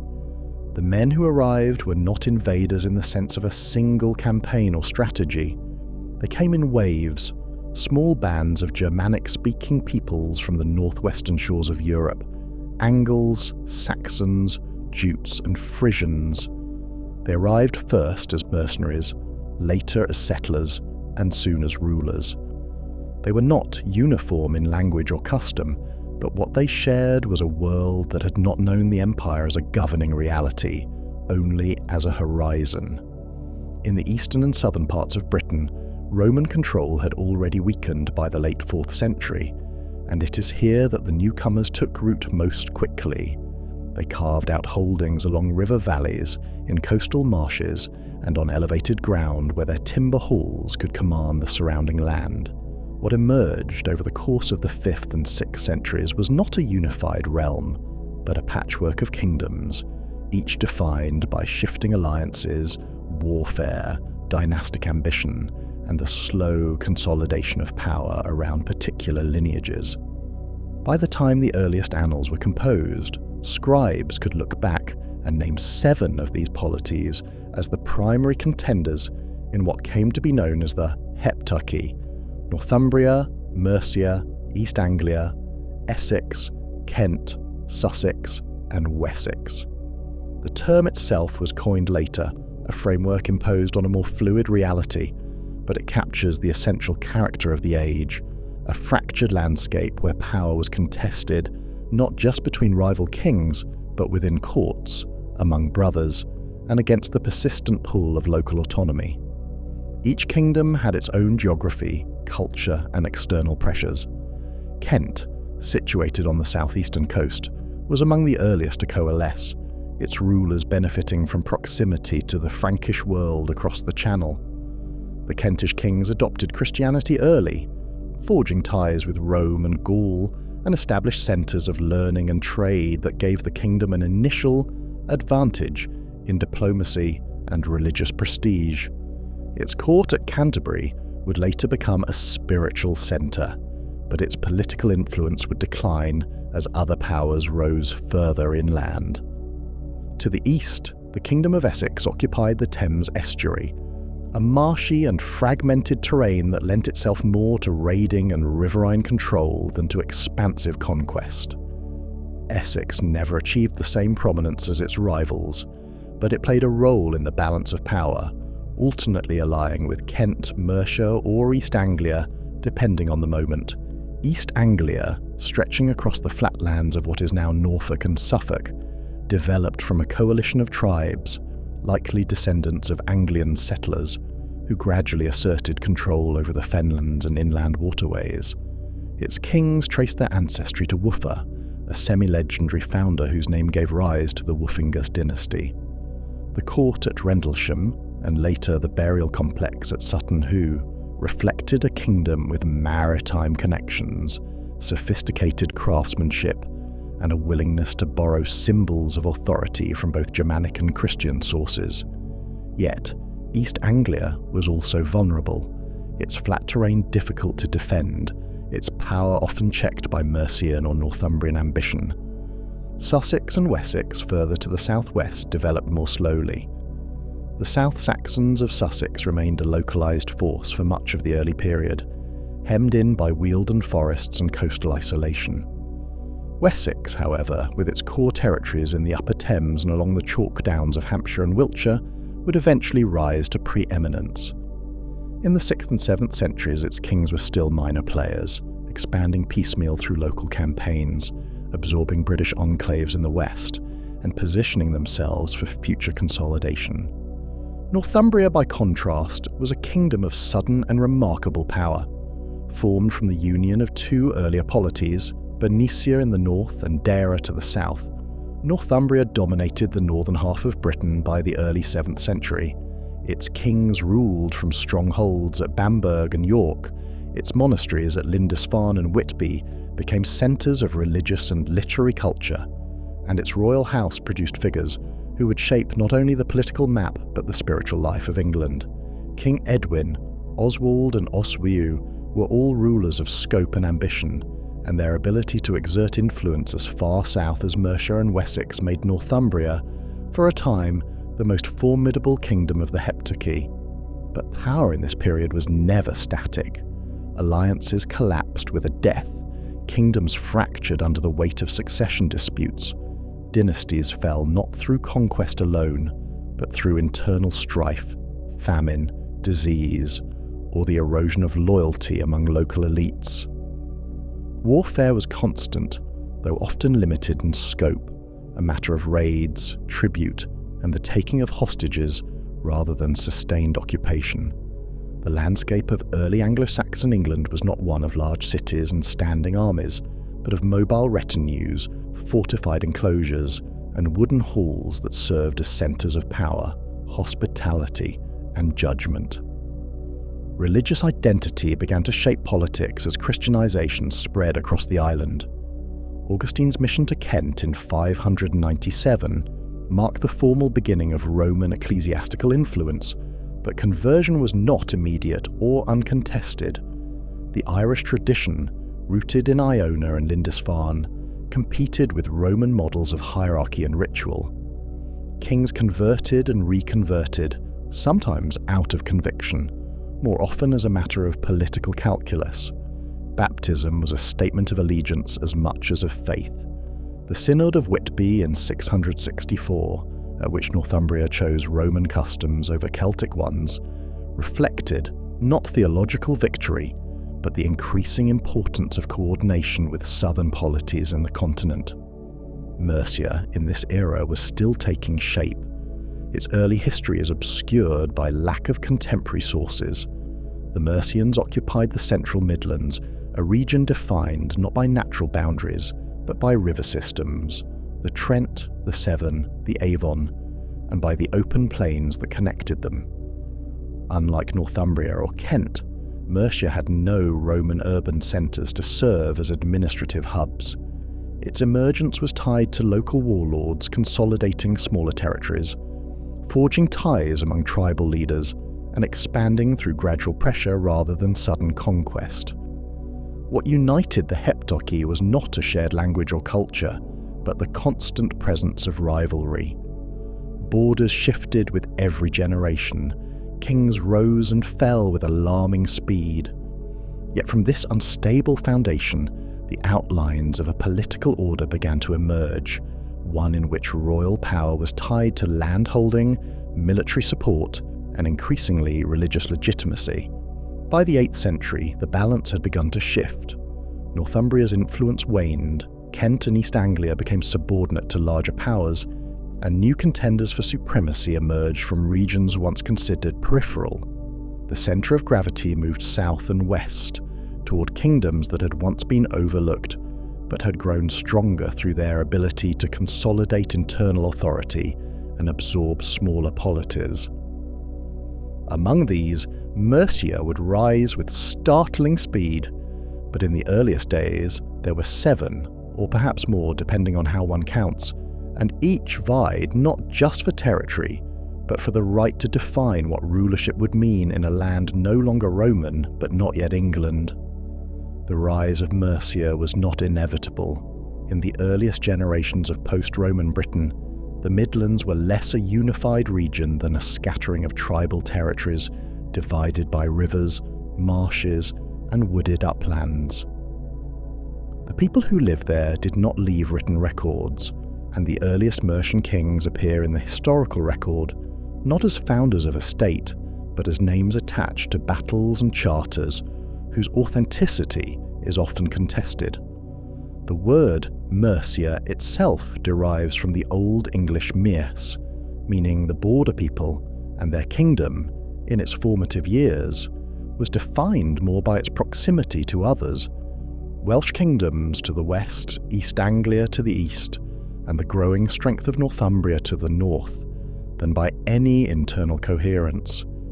Yet it was from this ambiguous territory, without clear frontiers or ancient cities, that one of the most powerful kingdoms in Anglo-Saxon England would emerge. By the mid-8th century, Mercia stood at the centre of the political map, dominating its rivals and producing kings whose reach extended from the Thames to the Humber. It became a force not through dramatic conquest, but through the careful accumulation of power by rulers who understood the mechanics of subjugation, alliance, and control. The first Mercian king of substance to appear in the historical record is Penda, who reigned from roughly 626 to 655. He was a pagan at a time when most of his rivals were already Christian, and he made war with a ferocity that left deep scars in the annals of the time. Penda fought repeated campaigns against Northumbria, culminating in the Battle of Hatfield Chase in 633, where he and Cadwallon of Gwynedd defeated and killed King Edwin. A decade later, Penda inflicted another heavy blow, defeating and killing Oswald, at the Battle of Maserfield. For more than 20 years, Penda stood as a formidable counterweight to Northumbrian expansion. He exercised overlordship, what later sources would call Bretwalda, over much of southern England, including East Anglia and Wessex, though these submissions were often temporary and volatile. Yet Penda's power rested on martial ability rather than stable institutions. His kingdom had no written law code, no coinage, and no known centre of administration. When he died in battle in 655, facing a combined Northumbrian and Christian coalition led by Oswiu, his influence collapsed quickly. For a time, Mercia fell under Northumbrian control, and it seemed the kingdom might dissolve into its constituent parts. But within a few years, native leaders expelled the Northumbrian presence, and Mercia reasserted its independence under Penda's sons. It was not until the reign of Aethelberht, beginning around 716, that Mercia began to function as a durable hegemonic state. Aethelberht reigned for more than 40 years, the longest uninterrupted rule of any Anglo-Saxon king prior to Alfred. During his reign, Mercia asserted dominance over Essex, Sussex, and parts of Wessex. He claimed the title Rex Britannia in some charters, and was recognised by Bede as the preeminent ruler south of the Humber. His power was expressed not only through warfare, but through diplomacy. He maintained relations with the papacy and with continental powers. He patronised churches, founded monasteries, and granted privileges to religious communities that helped secure loyalty from ecclesiastical elites. But Ethelberht's court was not universally admired. Later chroniclers accused it of moral laxity and political arrogance.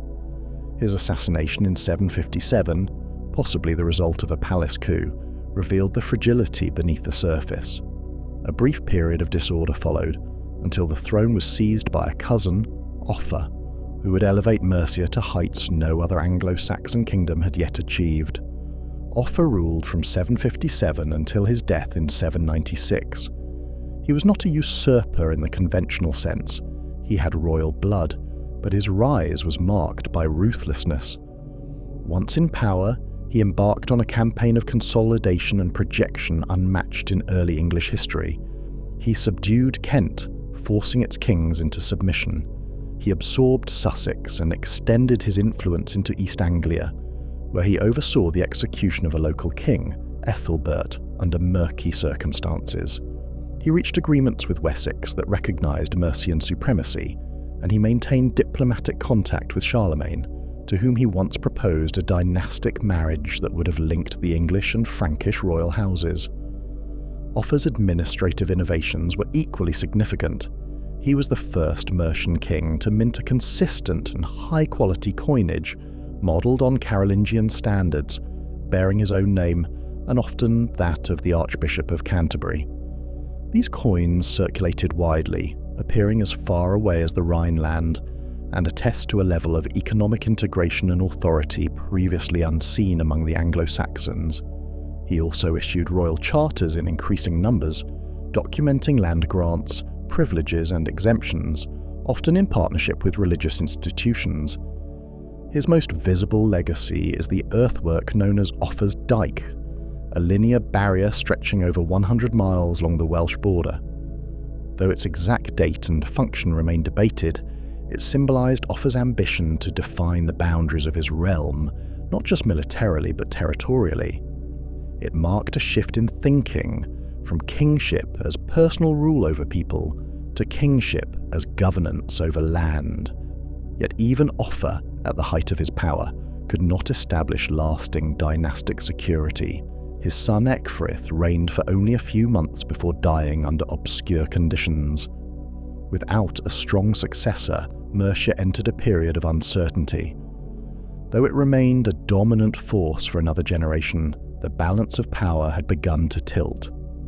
By the early 9th century, Wessex had begun to rise under the leadership of Egbert, who in 825 defeated the Mercians at the Battle of Ellendon, a pivotal event that broke Mercian dominance in the south.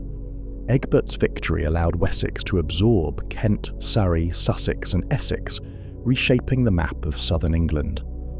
Mercia retained influence under later kings like Wiglaf, but it was no longer the unchallenged hegemon. The Viking incursions of the mid-9th century further weakened Mercia's cohesion, leading to the loss of eastern territories and the eventual division of the kingdom. By the time of Alfred the Great, Mercia had become a secondary power.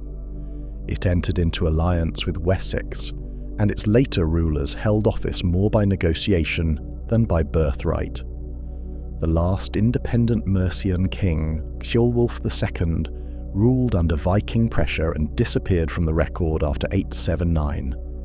In the decades that followed, Mercia became a client realm of the West Saxon kings. Its territories were eventually absorbed into the unified Kingdom of England. Yet the memory of Mercia persisted, not in legend as Arthur had, but in landholding patterns, diocesan structures and regional identities that would outlast its kings.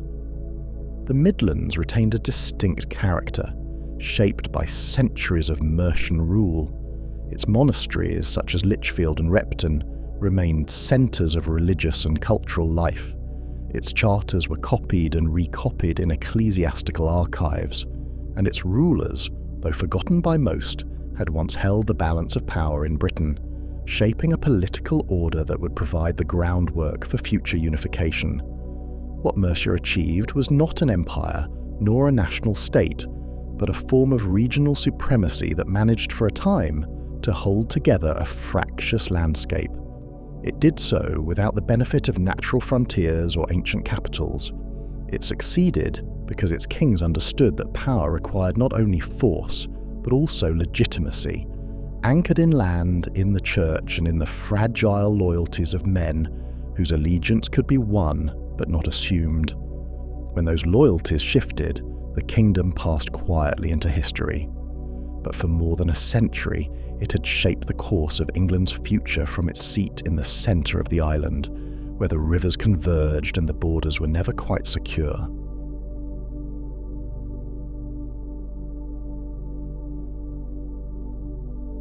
In the spring of the year 794, Aethelberht, the young king of East Anglia, crossed the frontier of his own kingdom and made his way westward, travelling toward the heartland of Mercia.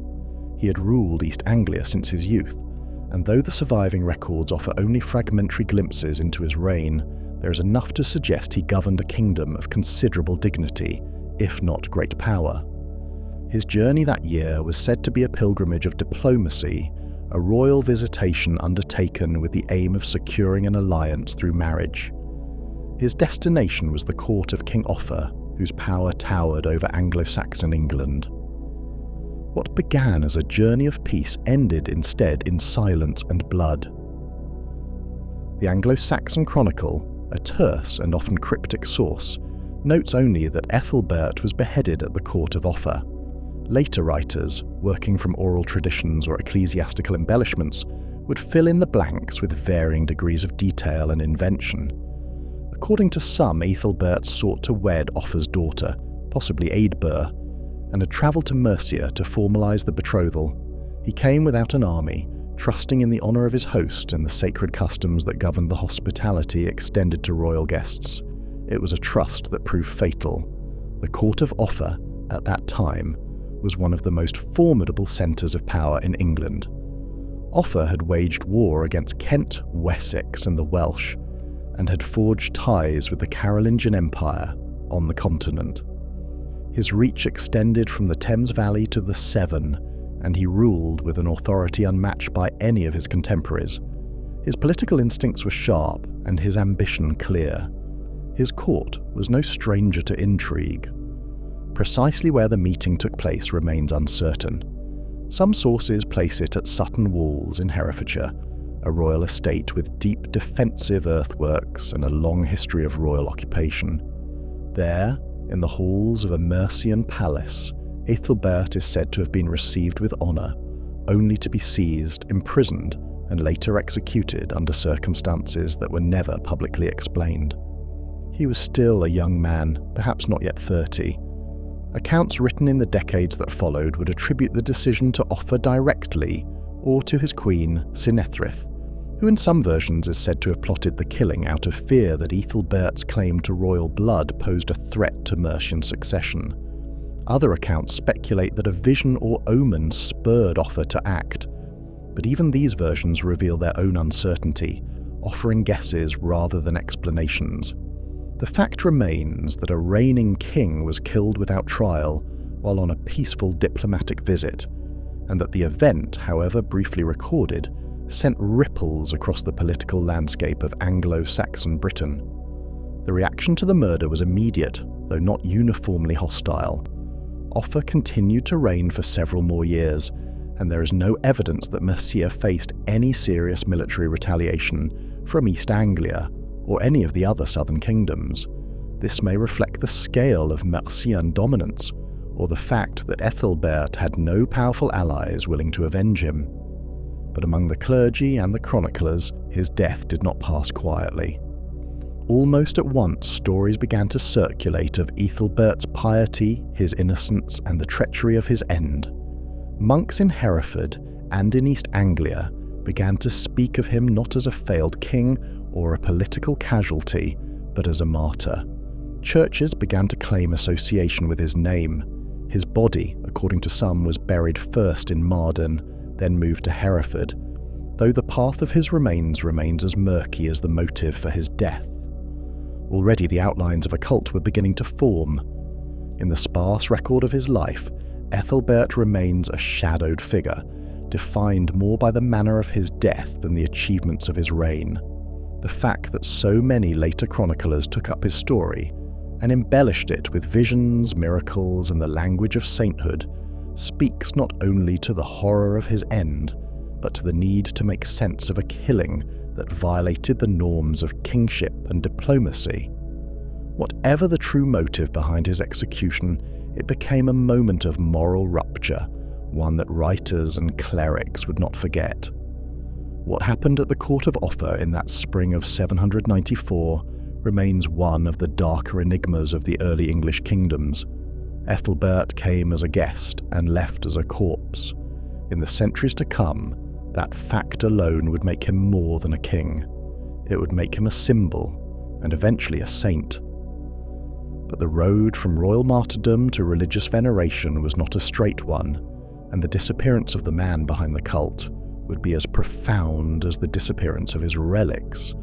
The execution of Aethelberht of East Anglia in 794, carried out while he was an unarmed guest at the court of King Offa of Mercia, cast a long and uneasy shadow over the political and religious landscape of early Anglo-Saxon England. Although the event was only briefly noted in contemporary annals, the depth of unease it produced found its way into later chronicles, hagiographies, and oral traditions, where Aethelberht was gradually transformed from a minor regional monarch into a saintly martyr. The political motives that led to his killing were never fully recorded, and the fate of his remains would become as tangled in ambiguity as the story of his death. But the consequences of that act, its echoes through Mercian rule, the growth of a cult around the murdered king, and the later disappearance of his relics, became enduring components of his legacy. At the time of Aethelberht's death, Offa of Mercia stood at the height of his power. His influence extended across nearly all the Anglo-Saxon kingdoms south of the Humber. He had subdued Kent, imposed overlordship on Essex, and negotiated with Charlemagne as a sovereign of equal status. His court operated as the centre of ecclesiastical and political life for the region, and his network of royal estates, abbots and bishops was unrivaled. Yet despite the strength of his position, the decision to kill a fellow king under the pretense of diplomacy remains a striking and violent aberration. No surviving Mercian source offers a justification, and none of Offa's own charters mention the event. This silence has left historians to speculate based on later narratives written generations after the fact, often coloured by ecclesiastical interpretation. Among the theories proposed, one of the most persistent is that Aethelberht's intended marriage to Offa's daughter was perceived not as a dynastic opportunity, but as a political threat. Offa may have feared that such a union would allow Aethelberht or his descendants to lay claim to Mercian land, particularly if Aethelberht was of royal blood connected to earlier Mercian lines. Another possibility is that Aethelberht had become too independent or too aligned with interests hostile to Offa's expansion, and that his growing reputation posed a challenge to Mercian supremacy.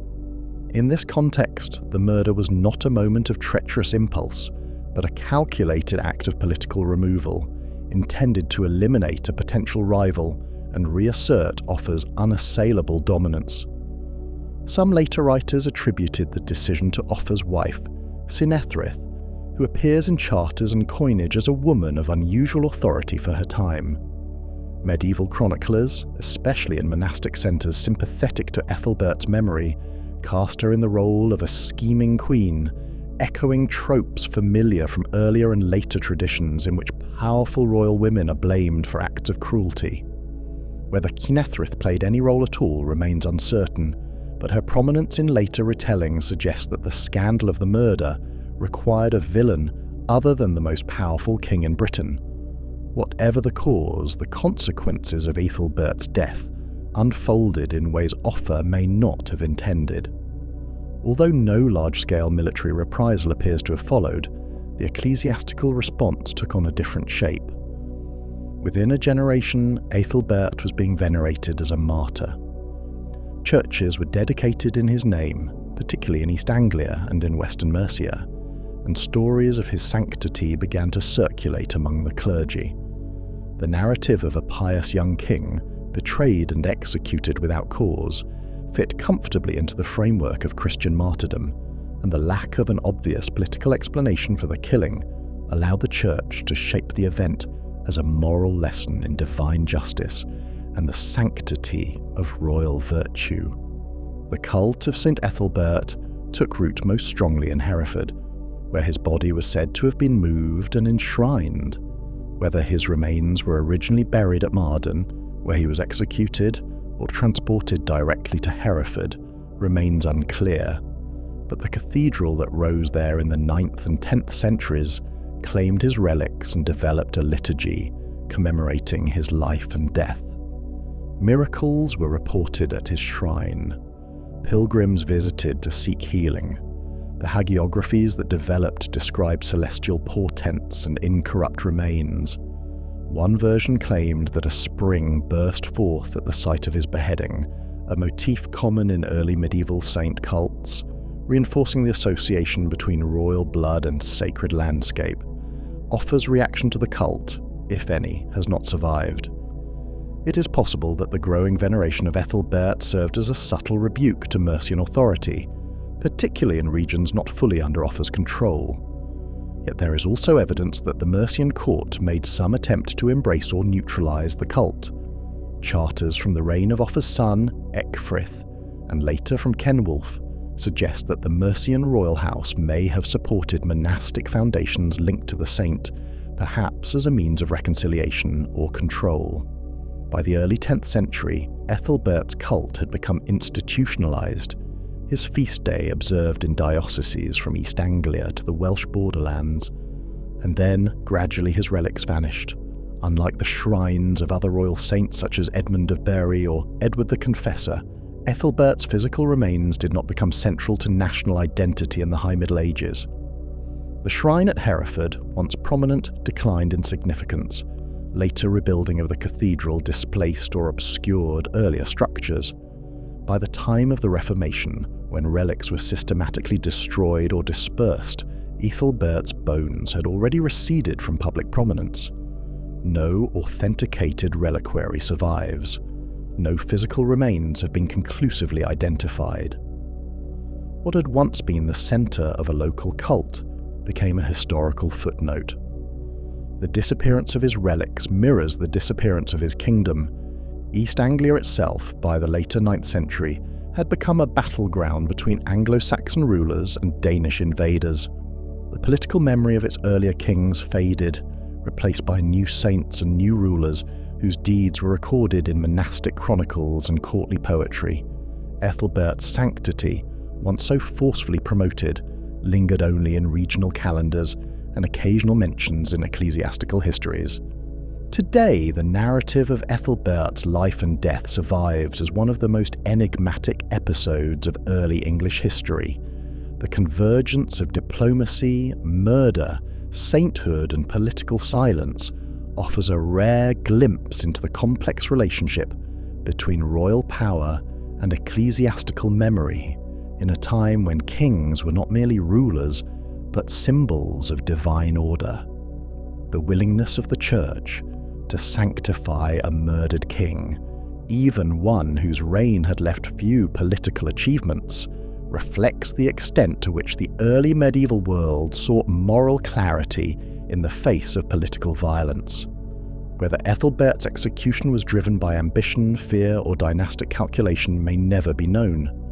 Whether his remains were buried in Hereford, spirited away during periods of reform, or simply lost beneath centuries of rebuilding cannot be answered with certainty. But the pattern of his legacy is unmistakable. A minor king became a major saint, a political killing became a sacred narrative, and a body once entombed with reverence was gradually swallowed by history, its presence known only through silence and verse.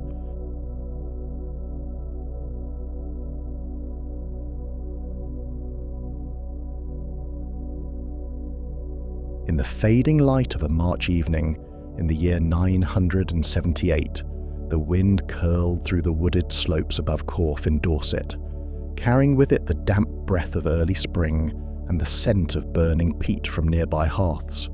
Along the ridge, Corfe Castle rose in pale silhouette, its stone walls set against the darker thickets beyond, where deer were still hunted, and old Roman tracks twisted into narrow paths. There, in the twilight, a teenage king rode with a small retinue, his presence neither feared nor fully welcomed by those who waited at the gate. Edward, King of the English, was perhaps 15 or 16 years old. He had reigned for barely 3 years since the death of his father, King Edgar the Peaceful, in 975. His accession had been contested from the beginning, his crown a compromise reached among nobles divided by lineage and ambition. He was the son of Edgar's first wife, aethelberht Eneda, but his younger half-brother Aethelred, born of Edgar's second queen Ælfthryth, had powerful support. The Witan, England's assembly of nobles and clerics, had chosen Edward, but the matter was not closed. In the years that followed, factions shifted. The realm simmered with rivalries. And on this day in 978, Edward had come to visit his young half-brother at Corfe, unaware that he would not leave alive. The accounts that survive, written by monastic chroniclers decades later, differ in detail, but all agree on the event's central brutality. Edward arrived at the gates of the fortress, having ridden some distance without full escort. According to one version, he was offered wine by a servant. According to another, he was stabbed while still mounted, struck suddenly and without warning by those who pretended welcome.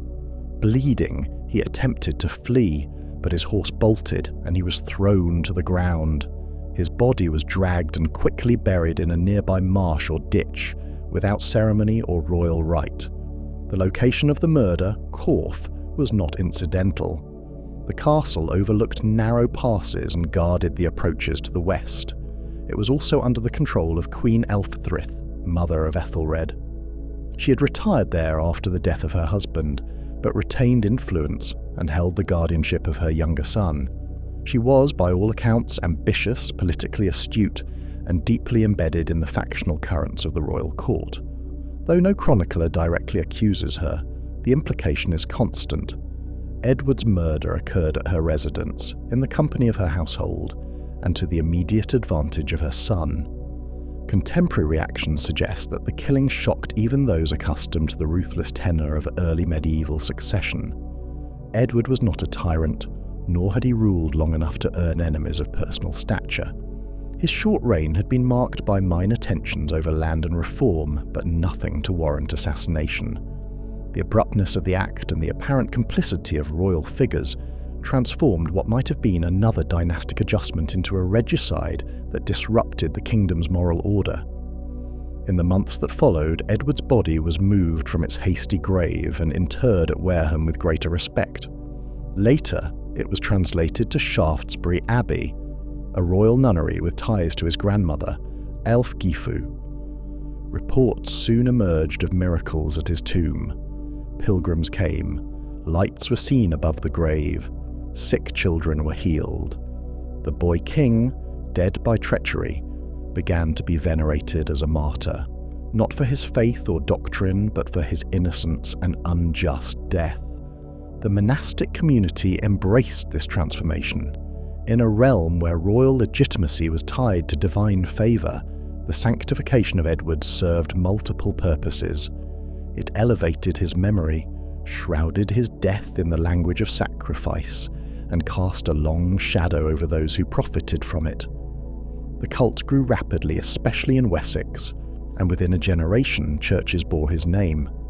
By the mid-11th century he was recognised as a saint by much of the English church, but the facts of his murder remained shrouded. No trials were held, no formal inquiry was recorded. The court moved on. Aethelred became king. The nature of Edward's death, its secrecy, the absence of justice, the apparent benefit to his rivals, ensured that it would not be forgotten. It was not simply a political killing. It was a wound to the image of sacred kingship, a rupture in the fragile fabric of unity that had only recently been stitched together by his father's long and peaceful rule. In the years that followed, England would face new pressures: Viking raids, internal dissent, and the burdens of a kingship that Aethelred, however legitimised by succession, would struggle to bear. The hill at Corfe never yielded the body of the assassins. No one confessed. The chroniclers speak in tones of mourning and judgment, but not of evidence. The silence of those who stood at the gate that evening was complete, and in that silence, a dead boy became a martyr, and a political murder was transfigured into a narrative of lost innocence and divine witness. The hill remained, the castle endured, but the truth was buried with the boy who had once been king. In the months following the death of Edward at Corfe, no open proclamation was made condemning the act, no assembly was convened to punish the perpetrators, and no royal decree acknowledged the circumstances of the killing. Instead, the royal court shifted course without pause. Within weeks, possibly days, Aethelred, the half-brother of the murdered king, was anointed and crowned at Kingston upon Thames by Archbishop Dunstan. He was barely 10 years old. The official record presented a seamless transition, a continuity of governance unmarred by blood. But the absence of inquiry spoke not to ignorance but to complicity, and the silence that followed was shaped not by confusion but by calculation. The political structure of late 10th century England was formally cohesive but internally fractured. The kingdom had only recently achieved a unified form under Edgar, Edward's father, whose long reign had brought a degree of centralisation through church reform, coinage regulation, and regional oversight by ealdormen appointed to ensure royal policy was enforced. Yet Edgar's sudden death in 975 left a vacuum that revealed the underlying divisions between competing aristocratic families, ecclesiastical hierarchies, and regional loyalties. The choice between Edward and Aethelred had, from the beginning, exposed these lines of fracture. Edward, the elder son, was supported by a coalition of reform-minded churchmen and monastic leaders, many of whom had risen under Edgar's policies to reorganise religious life around Benedictine rules. Chief among them was Dunstan, Archbishop of Canterbury, who viewed the king's office as divinely ordained and saw in Edward the continuation of Edgar's sacred legacy. Opposing this were the secular interests clustered around Queen Ælfthryth and the nobles of southern England, particularly in Wessex, who favoured Aethelred and regarded Edward as the child of a previous marriage and thus politically inconvenient. The identity of Edward's assassins remains unrecorded, but the logic of power suggests that such an act could not have taken place without the cooperation, or at least the tolerance, of those closest to the Queen Dowager. Corfe Castle was her residence, the servants were hers. Edward had come unarmed and unguarded, in a gesture of familial trust or perhaps under invitation.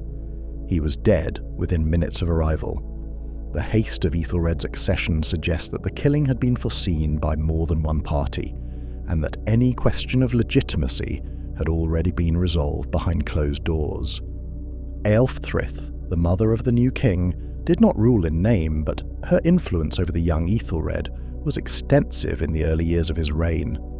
Sources are largely silent on her role following the coronation, and later chroniclers treat her with caution, perhaps reflecting both her enduring power and the discomfort surrounding the circumstances of her stepson's death. What is clear is that no individual was ever held accountable, and no record of any inquest survives. The murder was absorbed into the machinery of succession. Yet Edward's death did not vanish from the landscape of memory.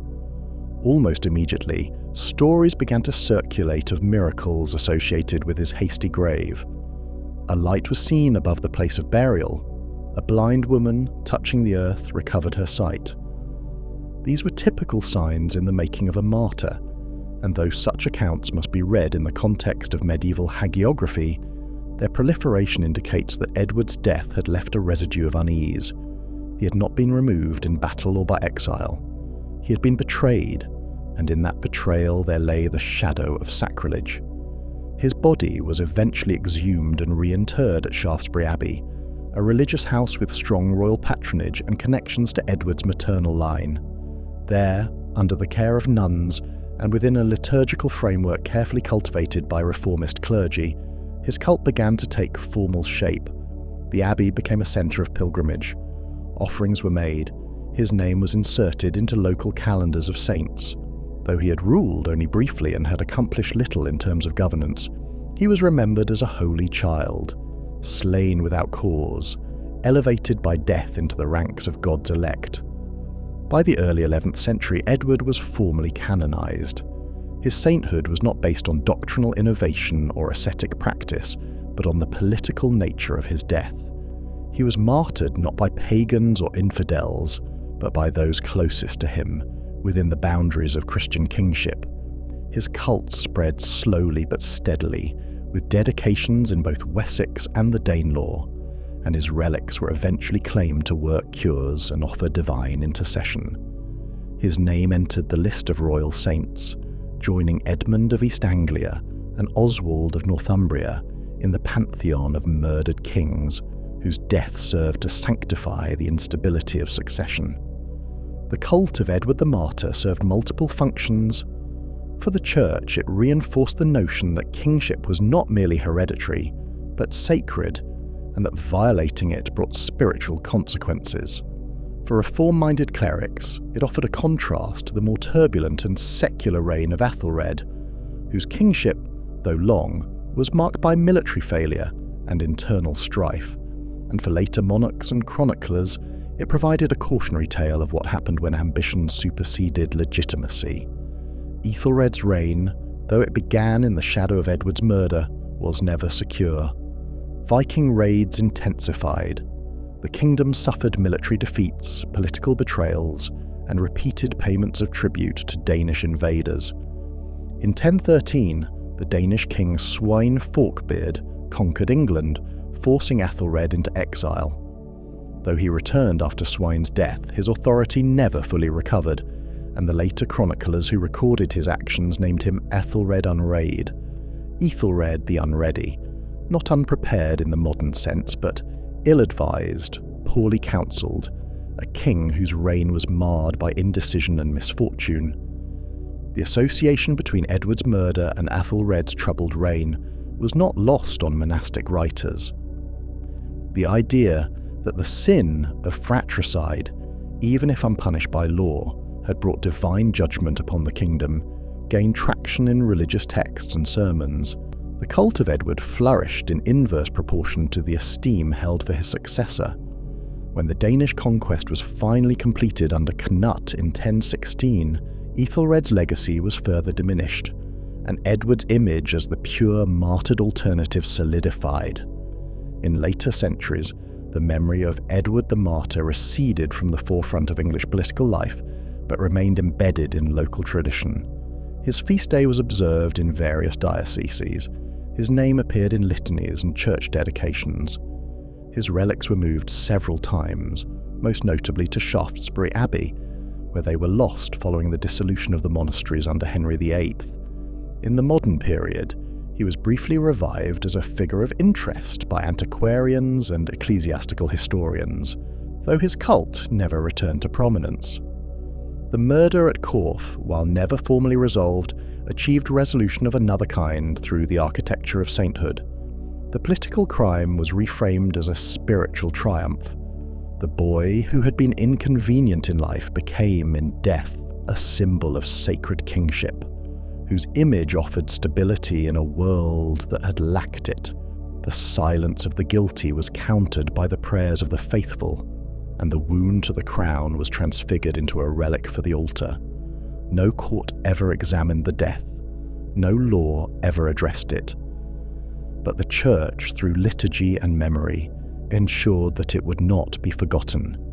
The cult of Edward the Martyr persisted, not because justice had been served, but because the absence of justice demanded remembrance.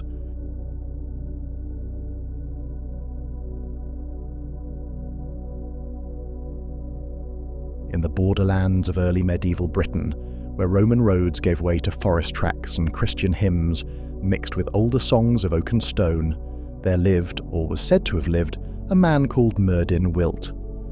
His name would not appear on the scrolls of the church or the annals of kings, but in whispered poems and the memories of bards he endured. He was remembered not as a statesman or a cleric, but as a wild man of the woods, a seer who fled the world of men after the horror of battle broke his mind. There, alone among the trees, he is said to have spoken to beasts, eaten roots and herbs, and uttered prophecies in the voice of a man who had seen what others could not. Long before the image of Merlin as court magician to Arthur took hold, before the staff and the pointed hat and the council at Camelot, there was Merlin. Merlin the mad, Merlin the wild, Merlin the unwilling witness to a world cracking under the weight of its own violence. The tale begins not in the high courts of romance, but in a far rougher country, the thick woods and rolling hills of southern Scotland and northern Wales, where Brittonic-speaking kingdoms jostled for survival in the long twilight that followed Rome's retreat. In this fractured landscape, small kings ruled from timber halls. Monasteries clung to the Christian faith amid local traditions that had never fully surrendered to the cross. War was frequent, allegiance was fragile, and among the older lineages, poetry was power. According to early Welsh sources, Merlin had once been a court bard in the service of a king, variously named as Gwendoliw ap Cadio, who ruled a minor kingdom along the edge of modern Cumbria. At the Battle of Afterid, a confrontation whose precise date and location remain the subject of speculation, Gwendoliw was killed and his court shattered. Merlin, present at the slaughter, watched his patron fall, and something within him broke. The bard said he cast down his harp, tore his garments, and fled. He wandered into the woods and vanished from human society. In the forest he remained, not for days or weeks, but for years. He lived as an animal might live, drinking from streams, sleeping in hollows, speaking to deer and birds as though they were kin.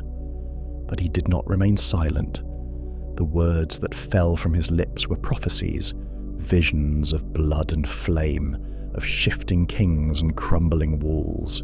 In the fragments that survive, he foretells the coming of Saxons, the ruin of Britons, the rise of false kings, and the collapse of order. His was not a voice of comfort, but of warning, and his prophecies, though opaque, were remembered. This early Merlin does not resemble the Merlin of later romance. He is a broken figure, not a sage. There is no mentorship, no wisdom, no guiding hand behind a throne. There is only madness touched by vision. The Welsh poems that preserve his voice are fragmentary, but they carry the weight of deep tradition, In them, he speaks with sorrow and bitterness, lashing out at the futility of war and the betrayal of kin. He mourns not only his own fall, but that of his people. He names rivers and valleys as though they are old friends. He pleads with the wind, he howls at the moon, and through it all, he warns. In later centuries, these utterances would be reclassified as prophecy, but at the time they were understood as the words of a man who had seen too much, the figure of the wild prophet, the man driven mad by war, who wanders the wilderness in grief and is granted glimpses of the future, was not unique to Merlin. Similar motifs appear across Celtic and Christian traditions, Suibne in Irish lore, St. Simeon in the Syrian desert, even figures from the Hebrew scriptures. But in Merlin's case, the location, the language and the tone root him firmly in the landscape of early medieval Britain. The earliest texts that record these stories are not narratives but poems. Chief among them is the collection known as the Black Book of Carmarthen, a manuscript compiled in the 13th century but containing much older material. There, Merlin appears not as a magician, but as a haunted voice. In one poem, he speaks of trees as his companions. In another, he describes the ghosts of warriors crowding his vision. The language is thick with natural imagery, but the underlying theme is one of loss of land, of order, of sanity. It is worth noting that in these early sources, Merlin is not presented as a Christian prophet. His visions do not reference biblical events or Christian eschatology. He speaks instead from within a native framework, one that blends natural observation with poetic insight. His madness is not demonic, but tragic. His withdrawal is not rejection, but mourning, and yet his voice endured. In the centuries that followed, as the Normans reshaped England and Welsh identity was increasingly defined in opposition to external rule, Merlin became more than a figure of lament. His prophecies began to be reinterpreted as political commentary, as coded resistance, as a kind of native wisdom buried beneath layers of metaphor. The figure of the wild seer, once peripheral, began to draw interest. His name changed slowly. In Latin texts, he became Merlinus. In French, Merlin. The reasons for the alteration are uncertain. Some speculate that Merlin was deemed too close to words of vulgar sound in Latin, but the transformation stuck, and with it, the figure himself began to shift. But that was still to come. For now, in the forest, there remained only Merlin Wilt, the wild Merlin speaking visions to the trees. He was not yet a court wizard, not yet a mentor to Arthur, not yet a conjurer of spells or architect of empires. He was a remnant of a different Britain, a bard without a hall, a prophet without a church, a witness to a world unravelling who chose not to rebuild, but to withdraw. And in his withdrawal, he became something more enduring than the kings he served or the battles he survived. He became a voice. Not clear, not always coherent, but present. A voice that would be remembered, even as the man himself faded into the woods. Long after Merlin Wilt had vanished into the forests of early medieval Britain, his shadow continued to move through the culture of the island. His words, originally spoken in grief and madness, passed from tongue to tongue, reshaped not by intent but by the erosion of memory, the ambition of writers, and the politics of identity. The wild prophet of the borderlands, once known for his cryptic lamentations, would in time become Merlin, court magician, political advisor, architect of Camelot. It was not a single act of invention, but a process of accretion, carried out over centuries by clerics, poets and chroniclers who reworked Merlin's image to suit changing ideals. The transformation of Merlin into Merlin began with language. In the earliest Welsh poems, the name Merlin appears in association with prophecy and madness, but not sorcery. His insights were understood as poetic and spiritual, not magical. but as Latin chroniclers took interest in local British traditions, the transliteration of names shifted. Myrddin became Merlinus, a form that first appears in the 12th century works of Geoffrey of Monmouth. It is in Geoffrey's Historia Regum Britannia, or History of the Kings of Britain, that the character we now recognise as Merlin fully emerges. Geoffrey was not a historian in the modern sense. Writing in the 1130s, he was a cleric of Welsh descent, educated in the Latin tradition, working in a period of English political instability and Norman consolidation. His Historia claimed to offer a continuous account of British history from the arrival of Brutus of Troy to the fall of the last British kings, but it was not based on documentary evidence. Rather, it was a patchwork of myth, legend, folk memory, and deliberate invention. Into this tapestry, Geoffrey inserted a character named Merlin, a figure who combined prophecy with counsel, vision with political manipulation. Geoffrey's Merlin was a composite. He took elements of Myrddin Wilt, particularly from the Welsh poems that describe the madman of the woods, and blended them with earlier traditions of seers and wonder-workers. He fused these with classical and biblical archetypes: the Sibyls of Rome, the Magi of the East, the seers of Israel. Merlin, in Geoffrey's telling, was born of a mortal woman and a demon, gifted with second sight from birth. He foretold the future of Britain, manipulated the fates of kings, and engineered the conception of Arthur by transforming Uther Pendragon into the likeness of another man. He was no longer a grieving bard. He was a political force, both feared and revered. The Prophetiae Merlini, a stand-alone collection of Merlin's prophecies that Geoffrey appended to his larger narrative, cast the character even more firmly into the realm of national destiny. The verses, written in obscure Latin, predicted the rise and fall of kings, the appearance of the white dragon and the red, the eventual restoration of British power. They were vague, allegorical, and open to interpretation, qualities that made them useful for readers seeking signs in their own time. Subsequent writers treated them as genuine prophecy.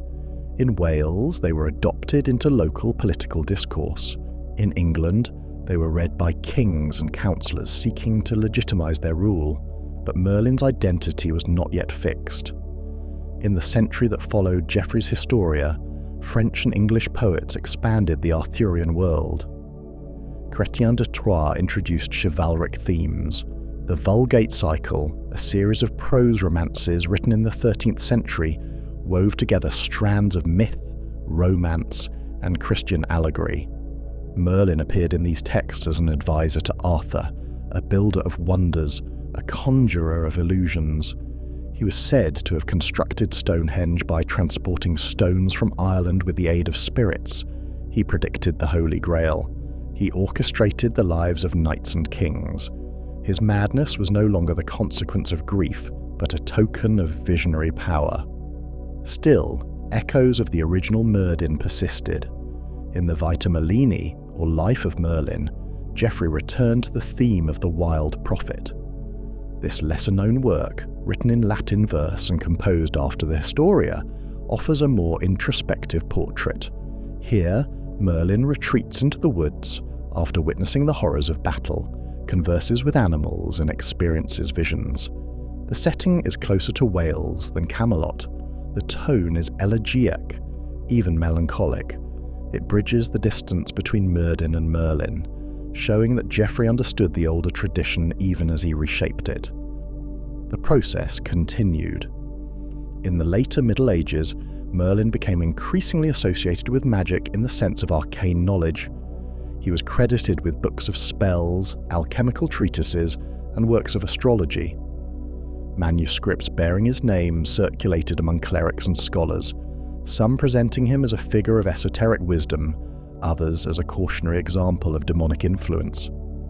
The Church, uneasy with his origin story and ambiguous status, did not canonize him, but neither did it suppress the tales. He remained liminal, part prophet, part wizard, hovering at the edge of Christian orthodoxy. By the time of Thomas Malory's Le Morte d'Arthur in the 15th century, Merlin had become integral to the Arthurian mythos. He was present at Arthur's birth, instrumental in his rise, and absent by his fall. Malory, writing in English and drawing on French sources, presented Merlin as a man of immense power, undone not by madness but by love. Tricked by the Lady of the Lake, Merlin was said to have been imprisoned in a tree or cave. His wisdom sealed away. This motif of the wise man lost echoed earlier themes of retreat and isolation, though now romanticized.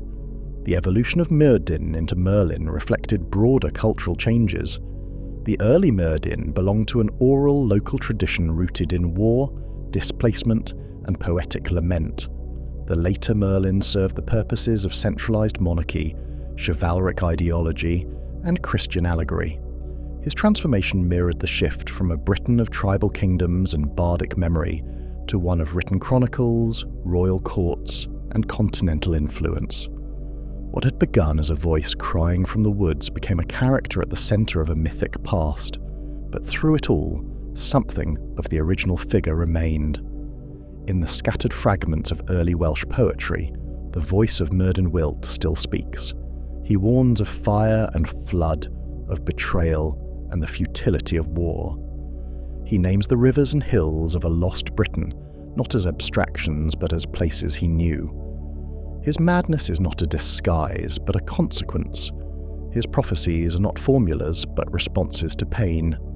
Even in the polished romances of later centuries, Merlin retains a trace of that wildness. He stands apart. He sees too much. The prophecies attributed to Merlin would continue to circulate into the early modern period, occasionally surfacing in political tracts, popular almanacs, and poetic invocations. They were invoked during the Wars of the Roses, the Reformation, and the English Civil War. Each generation reinterpreted them. Each found in them what it wished to see. But the man at their origin, if he existed, remained unchanged. A war-shocked bard in a woodland retreat, muttering visions to no one. The transformation from Merlin to Merlin was not a lie, but a repurposing. It did not erase the original, but layered new meanings over old. In doing so, it preserved the figure across time, not intact but recognizable. Beneath the robes of the wizard, the court advisor, the builder of wonders, there remains the outline of the man who once fled battle and spoke to the trees. His name changed, his story expanded, but his voice, however altered, was never silenced.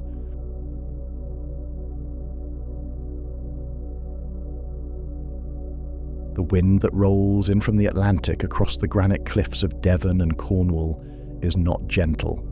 It cuts through oak groves and heather, stirs the grey sea into long fingers of spray, and presses against the westernmost bulwarks of what once remained of Roman Britain. By the 6th century, the legions were long gone, the imperial post abandoned or reoccupied by local warlords, and the once ordered highways and villas left to weeds, weather, and the flicker of regional power. But west of the great forests, beyond the creeping reach of Saxon settlement, there still stood a kingdom that called itself British. In the land the Romans had called Dumnonia, the native Britons endured. Dumnonia's borders were not fixed in stone. At its height, the kingdom stretched from the western edges of Somerset to the tip of Cornwall and southward along the English Channel. Its heartland lay along the river valleys that snaked between the uplands of Dartmoor and Bodmin, where older traditions still governed, and the echo of imperial administration faded into something older, something Celtic. Unlike the Saxon kingdoms rising in the east, where new kings declared descent from Woden and minted their own coinage, Dumnonia clung to a different past. Its kings bore names drawn from native lineages. Its churches followed customs closer to Irish monasticism than to Roman orthodoxy. Its people, for all the wear of war and isolation, still spoke the old tongue. The origins of Dumnonia are inseparable from the collapse of Roman control in Britain. When the Western Empire withdrew its forces in the early 5th century, no single successor emerged to take its place. In the West, however, the civitas of the Dumnoni, one of the many tribes incorporated into the Roman province, began to function as an autonomous entity.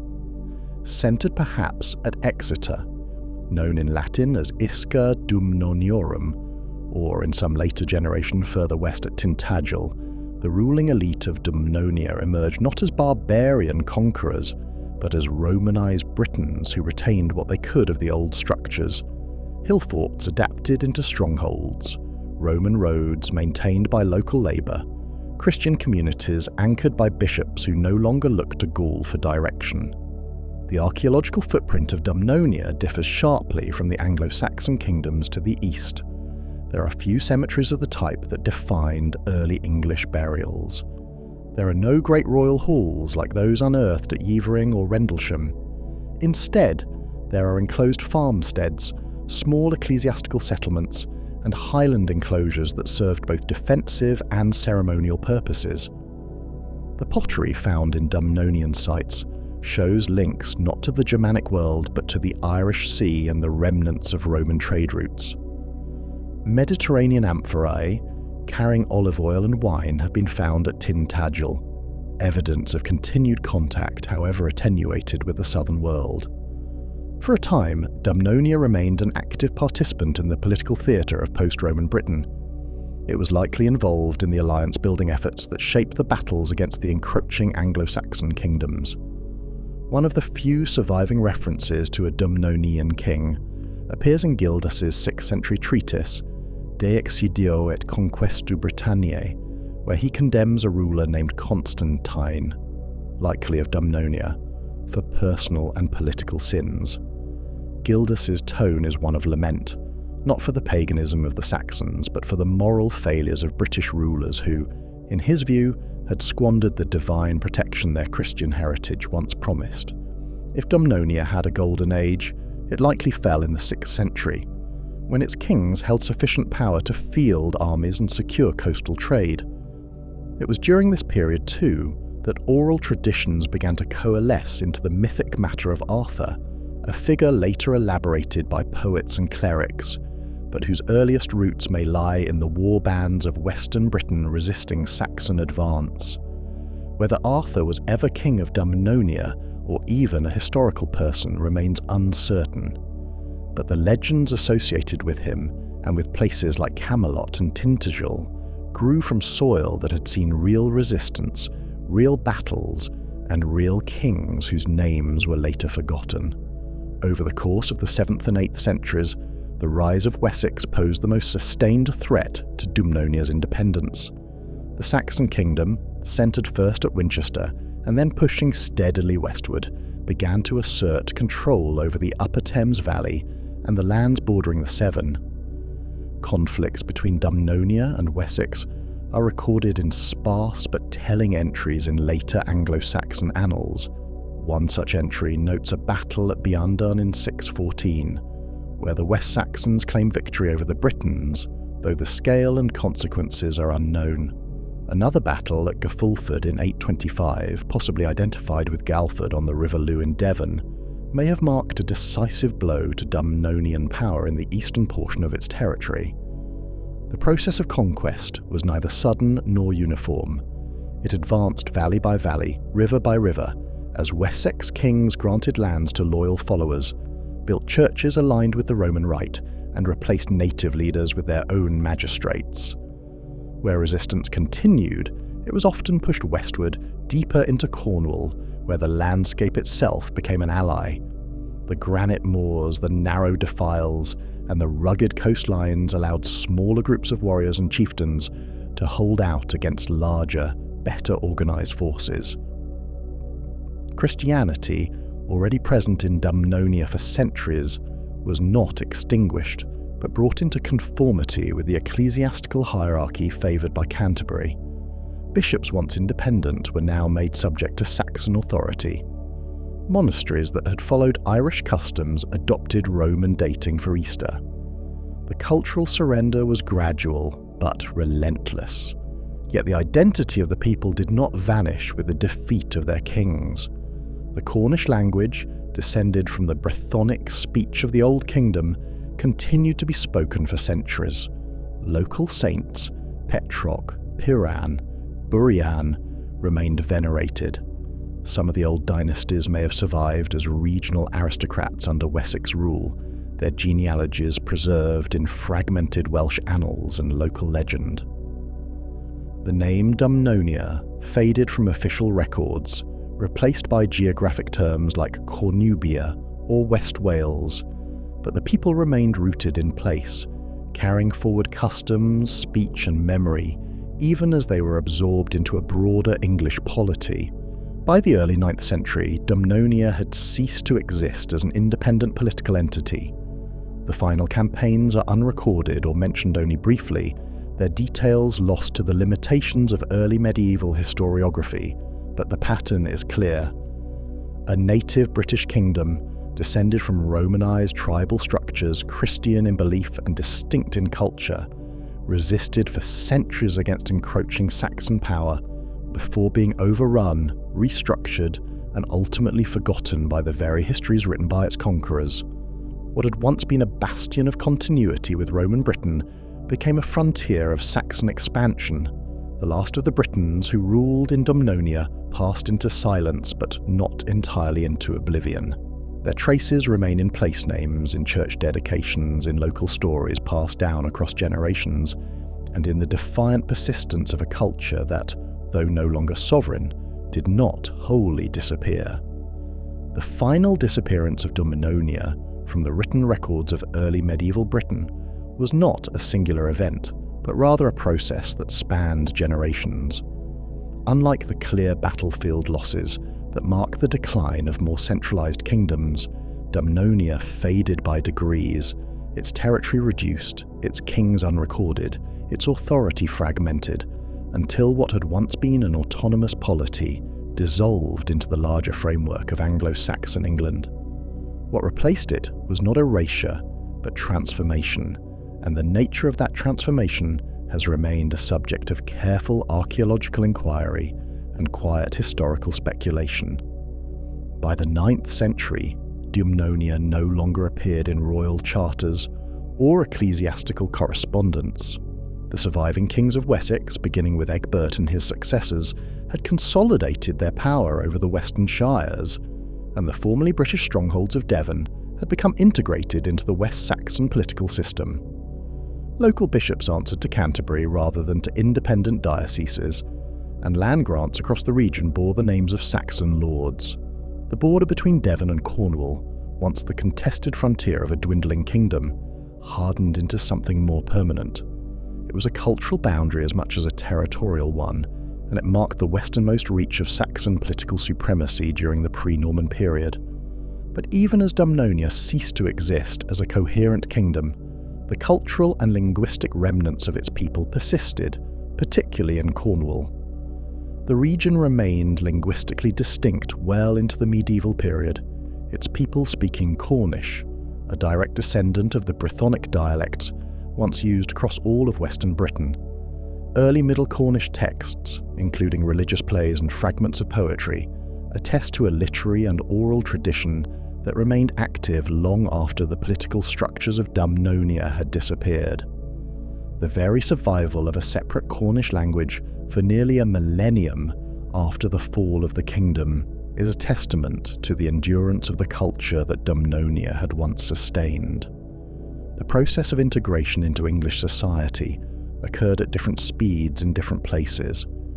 In eastern Devon, archaeological evidence shows earlier adoption of Anglo-Saxon building styles and burial practices. Place names of Old English origin appear more frequently, and the transition from enclosed settlements to open field agriculture suggests the imposition of new economic and legal systems. In contrast, Western Devon and Cornwall retained native place names longer, and the continuity of local saint cults, many of them absent from wider English hagiographies, points to a surviving religious culture distinct from the rest of the island. In Cornish tradition, the saints served not only as spiritual figures but also as local identities, anchoring communities to a pre-English past. Many of these saints, Piran, Petroc, Geraint, Burian, have no clear historical biographies and appear to be localized versions of older British heroes or Christian missionaries whose legends were shaped by centuries of oral transmission. Their shrines, often built on the sites of earlier enclosures or ring forts, became pilgrimage destinations and communal centres, preserving a connection to the sacred landscape that had once defined Dumnonian kingship. By the 12th century, Cornwall had been fully absorbed into the English administrative system, yet it retained privileges and exceptions that reflected its unique status. The Cornish stannary laws, governing the tin trade that had long defined the region's economy, granted a degree of legal autonomy unusual in medieval England. These legal structures preserved some of the communal practices that may have originated in Dumnonian society, and the stannary parliaments continued to meet into the early modern period. At the same time, the memory of a native British kingdom endured in more amorphous forms. Oral traditions, genealogical legends, and bardic poetry carried echoes of Dumnonian identity, often mingled with Arthurian motifs or the broader mythology of the British resistance to Saxon conquest. Geoffrey of Monmouth, writing in the 12th century, folded the history of Dumnonia into his grand narrative of British kingship, identifying figures like Constantine and Geraint as part of the noble lineage that preceded English rule. While Geoffrey's account is not a reliable source in the historical sense, it reflects the persistence of a cultural memory that had survived long after the political structure had collapsed. In Cornwall, this memory was not merely literary. It informed a sense of regional identity that distinguished the Cornish from their English neighbours. Even after the Norman conquest, the Cornish language remained in use, and efforts by English clerics and administrators to impose linguistic conformity met with resistance. During the late medieval period, Cornish was still spoken widely enough to support religious dramas performed in the vernacular, including the Ordinalia, a cycle of mystery plays written in Middle Cornish that survives in multiple manuscripts. The gradual decline of Cornish as a spoken language during the early modern period did not erase the cultural divide. Efforts to revive Cornish in the 20th and 21st centuries have drawn explicitly on the legacy of Dumnonia as a symbol of native identity and resistance. In this context, the Old Kingdom functions not as a historical footnote, but as a foundation myth, an assertion that Cornwall was never simply a peripheral province, but a place with its own rulers, its own laws, and its own voice. For historians and archaeologists, the disappearance of Dumnonia presents a methodological challenge. The lack of written records produced by the kingdom itself means that much of its history must be reconstructed from material culture and the records of its conquerors. The Anglo-Saxon Chronicle, the primary narrative source for early English history, offers little about Dumnonia beyond terse entries noting battles or conquests. Ecclesiastical records, including those from Canterbury and the later dioceses, are concerned primarily with the integration of local churches into the wider Roman system, and they provide few details about the structures they replaced. What has emerged instead is a composite picture, built from excavation reports, linguistic studies, and the survival of folklore. Hill forts once thought to be prehistoric have been reinterpreted as active centres of power during the post-Roman centuries.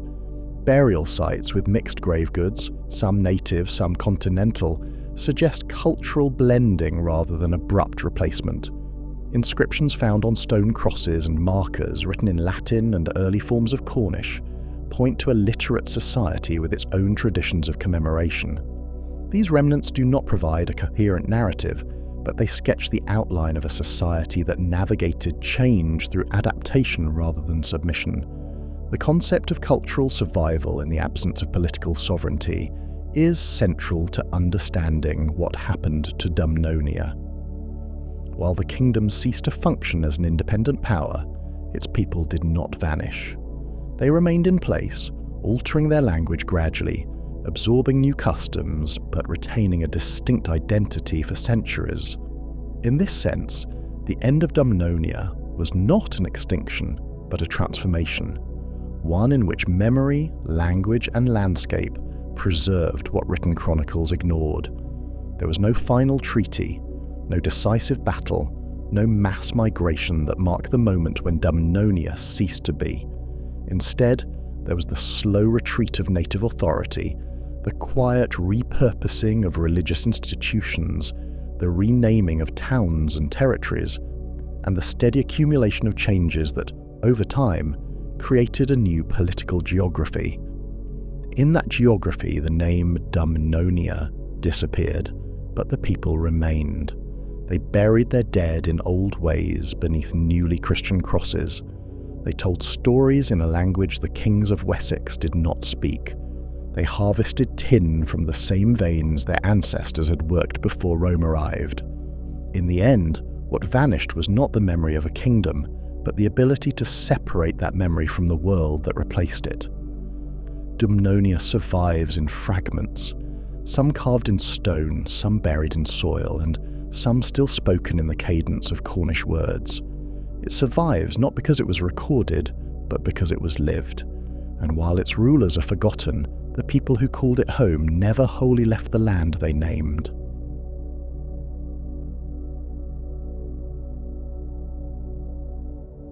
By the time the Saxons arrived in the southern lowlands of Britain, the great stone circles had already stood for over 2,000 years.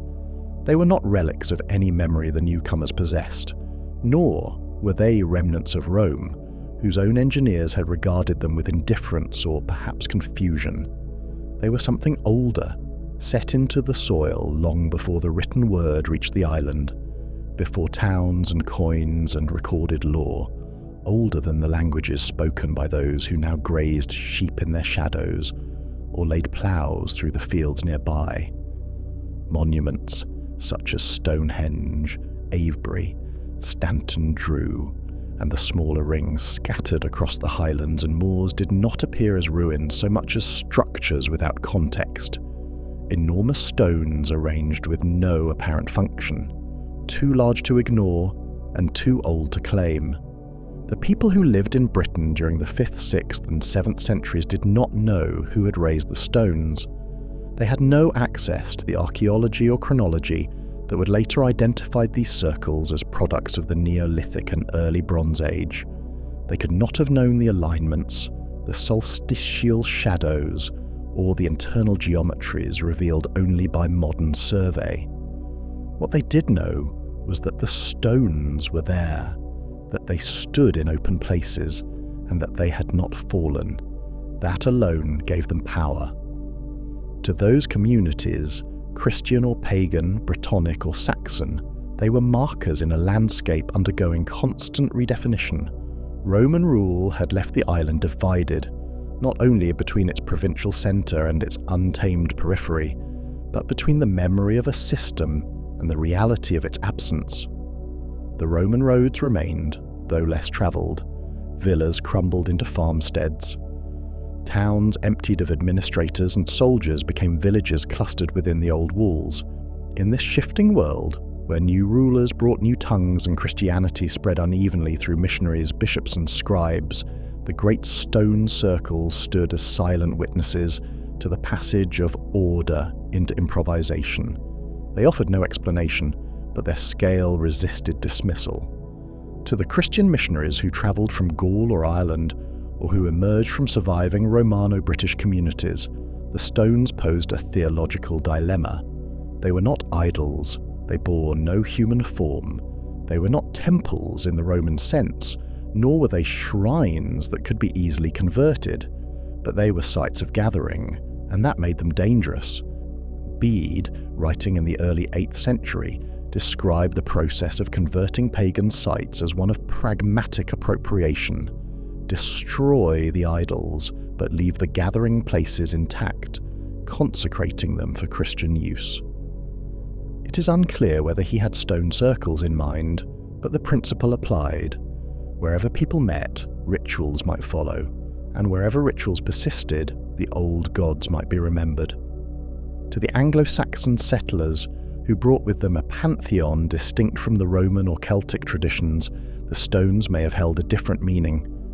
The earliest English place names that refer to stones, Staines, horse gods, Longstones and the like, are not uniform in tone. Some are descriptive, others are cautionary.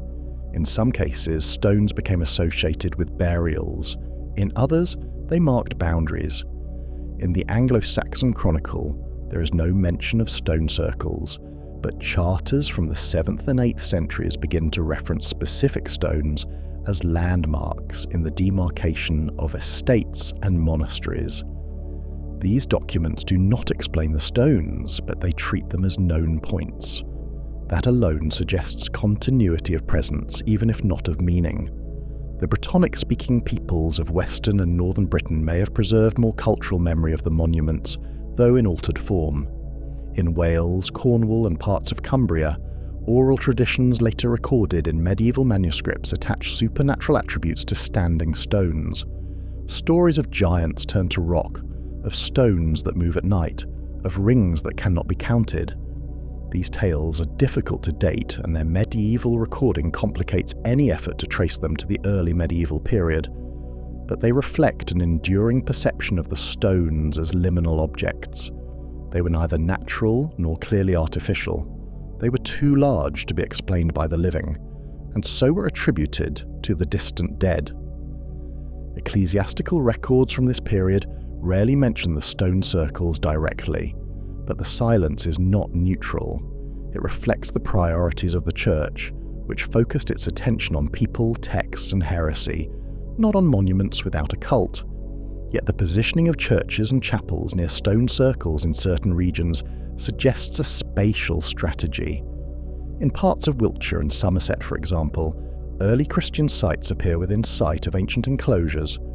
Whether this was deliberate competition or practical reuse of clearings is uncertain, but the juxtaposition of Christian architecture and prehistoric structure points to a negotiation with the past, not its erasure.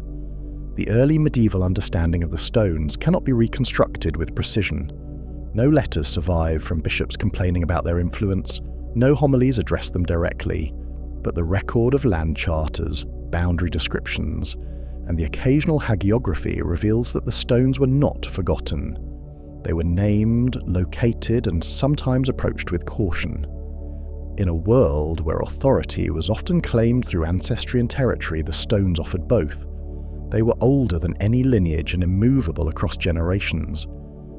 To claim land marked by such stones was to anchor one's authority in a physical permanence few other structures could provide. In time, as literacy spread and Christian institutions gained strength, the circles receded further from daily use. Their stories were transformed, their names reinterpreted. But in the early centuries after Rome, they remained present, not as ruins to be mourned or temples to be reviled, but as unexplained monuments that shape the geography of belief and power in ways that no written record could fully capture. Excavation has shown that the great circles did not lie dormant once the builders' descendants were gone. In many cases, small graves were cut into the turf at their margins during the early medieval centuries, each interment marking a deliberate return to ground already hallowed by age. Around the outer ditch of Stonehenge, archaeologists have identified a scatter of burials that date between the late 6th and early 8th centuries, their occupants laid out in simple earth graves with spearheads, shield bosses, and, in a few instances, delicate glass beads imported from the continent. The bodies were not placed at random. They hug the line of the original prehistoric enclosure, as though the later mourners wished to anchor their dead to the authority of the standing stones without trespassing on the centre of the monument itself. A similar pattern appears at Avebury, where an early medieval skeleton was found beside the southern entrance causeway, orientated toward the avenue of paired megaliths that leads away across the Marlborough Downs.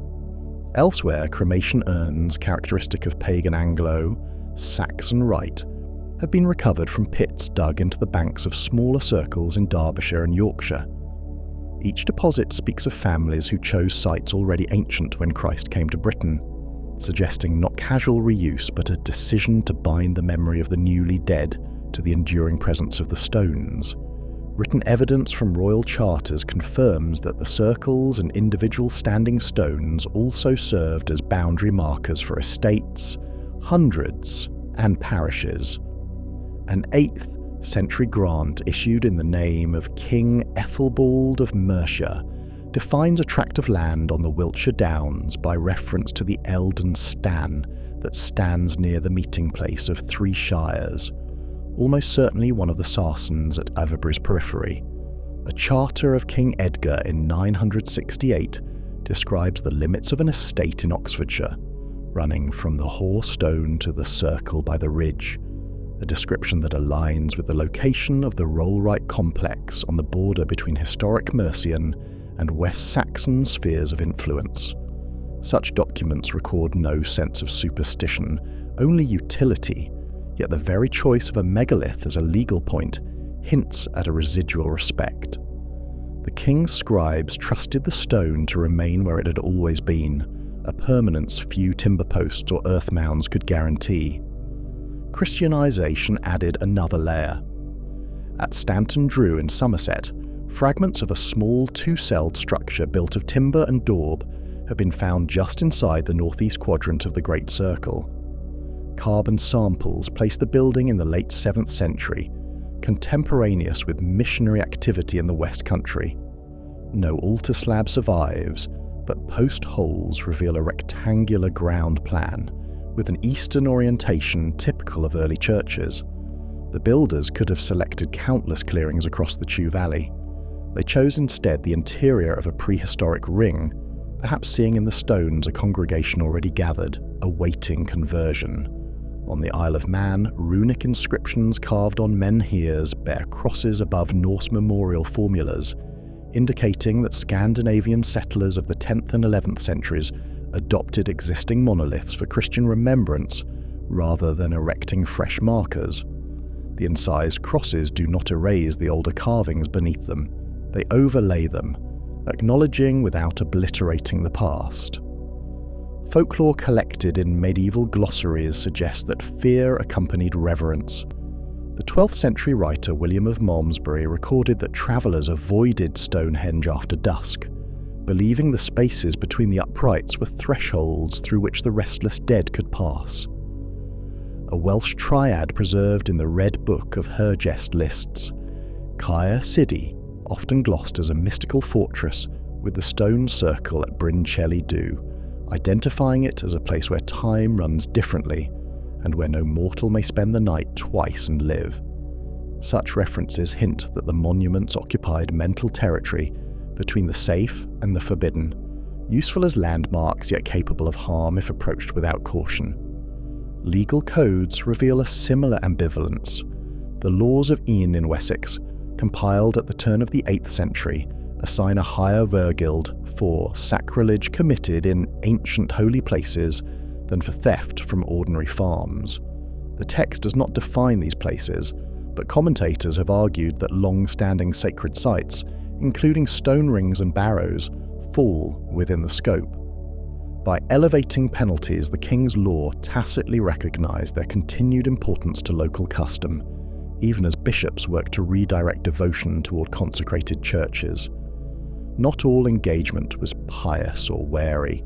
In several circles, the soil layers of the 6th and 7th centuries contain ash, animal bone, and charred grain, residues of open, air feasting or assembly. At Longmeg and her daughters in Cumbria, a shallow fire trench crosses the entrance to the avenue, filled with cattle metapodials cracked for marrow extraction alongside sherds of coarse grass, tempered pottery of a type common in early Anglian settlements. Radiocarbon samples date the deposit to the mid-7th century. The evidence points to gatherings that combined consumption, perhaps tribute distribution, and the reaffirmation of bonds among local elites. The choice of a prehistoric circle for such assemblies lent antiquity to proceedings that otherwise lacked monumental setting. Over time, reuse faded. By the late 11th century, chroniclers referred to most circles only to marvel at their construction. Domesday Book ignores them. Parish boundaries hardened, churches drew populations inward, and the great stones stood increasingly apart from routine life. Yet they had already served a second career. In the centuries after Rome, communities buried their dead beside them, took oaths upon them, held feasts within them, and inscribed crosses upon their flanks. The circles were neither wholly feared nor wholly venerated. They were places where the living negotiated memory, authority, and faith in landscapes that offered few other certainties.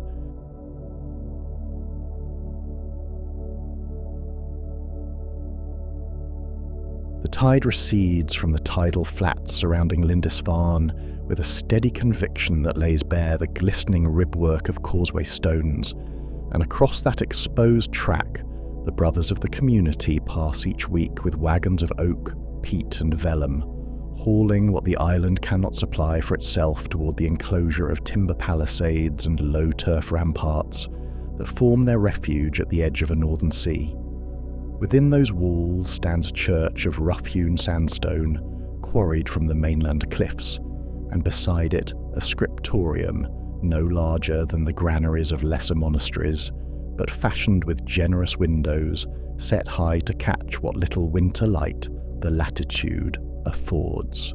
In that room the day begins long before dawn, when the bell of the night watch sounds a single measured note, and the scribes make their way from their sleeping cells, each monk drawing his mantle tighter against the persistent draught that whistles through every crack of the timber frames.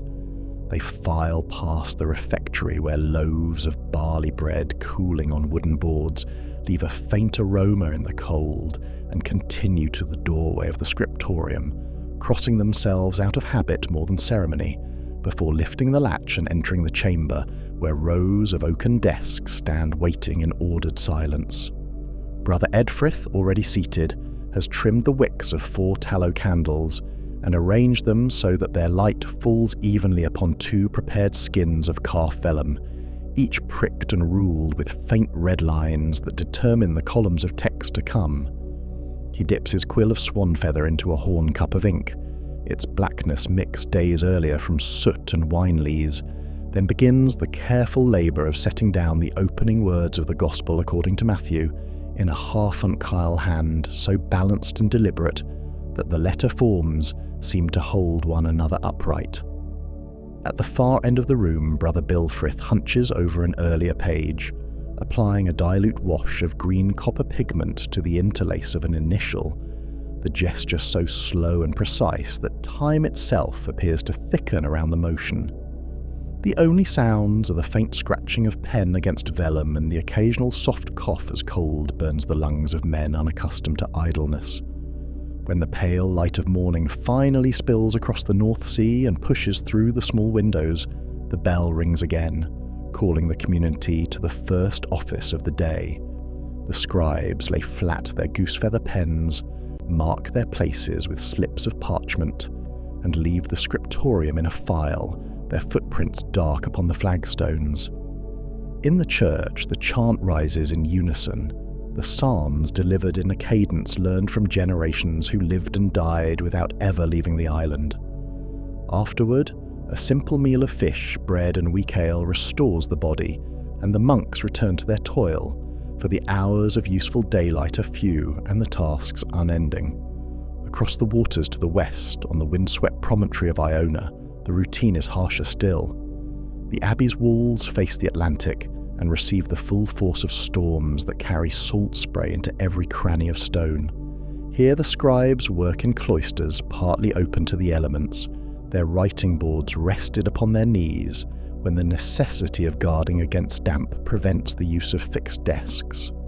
The abbot has assigned 2 young monks, both newly professed, to the laborious task of preparing vellum from locally slaughtered calves, scraping the hides clean with knives of iron, stretching them on wooden frames and sanding them smooth with pumice imported from the Hebrides. Each skin bears the faint scent of the sea, for the wind never ceases to whip through the drying loft. By the time the sheets are piled upon the desk of the chief scribe, their surface is so translucent that the grain of the wood beneath is faintly visible. The script used here follows the Irish majuscule tradition, broad and generous in form, each letter standing alone yet flowing into the next, with a rhythm that matches the cadence of the spoken word. Brother Columba inks the opening of John's prologue with an initial capital I so large that it spans the height of the page and curls upon itself in a spiral of red ochre and yellow clay pigment, each hue ground and mixed with egg white by the illuminators who work at a bench nearby. The pigments are brittle in cold, and slight variations in mixture can cause the colours to flake, so the illuminators keep a small brazier burning to warm their mortar bowls, preserving the binding quality of the tempera. Further south at Jarrow, on the estuary of the River Tyne, the community founded by Benedict Biscop maintains the most extensive collection of manuscripts in the British Isles, gifts from the Papal Library, and purchases made during Biscop's journeys to Rome line the armaria of the monastic library, each codex wrapped in woolen cloth and marked with a cedar tag to discourage insects. Here the Venerable Bede once read and wrote, and his surviving disciples keep alive his method of careful citation, checking each excerpt against multiple exemplars to guard against error. The scriptorium at Jarrow is larger than those of Lindisfarne and Iona, though no less cold. Its walls are plastered but unpainted, its roof pitched steeply to shed the heavy rains that sweep in from the east. Rows of desks accommodate as many as 12 scribes, each responsible for a portion of the text to be copied. One works on the Psalter, another on the homilies of Gregory, a third on the computers tables that allow the community to calculate the date of Easter with greater certainty than their forebears. The management of this enterprise falls to the armarius, a monk trained not only in penmanship, but in the logistics of parchment, ink and time. He must allocate vellum to each task, ensure that supplies of lamp-black and gall nuts are replenished, and keep track of which texts are out on loan to other houses for comparison. The armarius maintains a ledger written in a smaller, tighter hand to conserve precious parchment, noting the movement of each codex, the date it was removed, and the expected return. A misplaced book is no small matter. In these communities, where the production of a single complete Bible can consume the skins of hundreds of animals and years of labour, the loss of a manuscript is a calamity equal to the collapse of a stone wall or the destruction of a fishing weir. Throughout the course of each day, the rhythm of work is punctuated by the canonical hours. At terce, the scribes lay aside their pens and file once more into the church. Their breath rises in the chill air as they chant, and then they return to their desks. At sext, they break for bread and a thin pottage of barley and leeks, then resume their tasks before cold stiffens the ink. At none they pray again, and by vespers the light has faded so far that candles must be lit if any work is to continue. Some communities enforce strict rules prohibiting writing by candlelight, fearing fire and the errors that tired eyes invite. Others, pressed by urgent copying or driven by ambition, allow a pair of reliable scribes to remain, working beneath horn lanterns that soften the flame and reduce the risk of soot staining the vellum. In each of these houses, the act of copying is more than mere transcription. It is a discipline that unites the body and the mind, an offering of labour to God, and a means of preserving the wisdom of ages against the attrition of time and the threat of war. The monks understand that the light they shelter in their scriptoria flickers at the margins of a world often governed by violence. They have witnessed raids on coastal settlements, seen smoke rise from villages beyond their walls, and heard rumours of armies crossing the channel.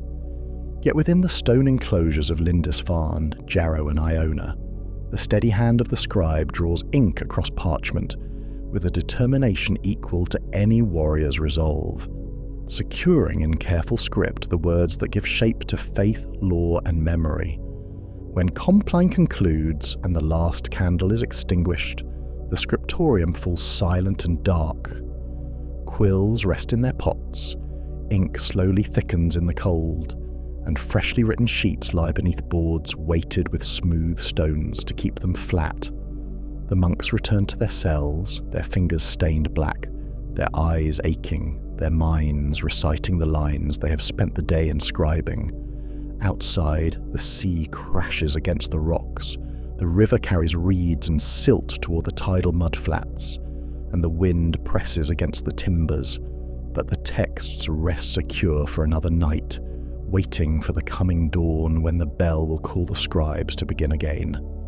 The survival of classical and biblical literature in early medieval Britain rested on the disciplined routines of monasteries like Lindisfarne, Jarrow and Iona, but the ultimate preservation of these texts also depended on the choices made by successive generations of scribes who decided which works merited the investment of parchment, ink and hours of labour. When Rome withdrew its legions early in the 5th century, the island's fragile networks of literacy contracted, urban life dwindled, and the limited supply of imported papyrus ceased altogether. In that vacuum, the monasteries became the principal custodians of written culture, and their scriptoria assumed the responsibility of determining what knowledge would pass forward into the next century. At Jarrow, the Armarius maintained a shelf list that included Jerome's Latin translation of the Bible, Gregory the Great's Moralia on Job, and Augustine's City of God, while alongside these works lay small codices containing excerpts from Orosius, Isidore of Seville, and the minor historians of late antiquity. Bede's generation preserved these volumes because they offered theological guidance, moral exemplars, and a framework for interpreting the past through a Christian lens. Yet the scribes did not merely replicate what they inherited. They abridged, glossed, and occasionally corrected their exemplars, creating composite texts that blended the wording of different manuscript traditions.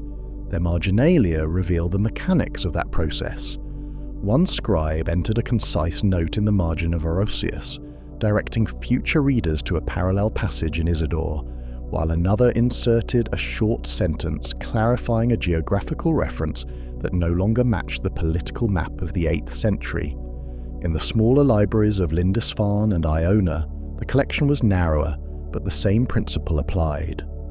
Practical texts on grammar and computus stood alongside liturgical books, because the calculation of Easter required both astronomical tables and linguistic precision.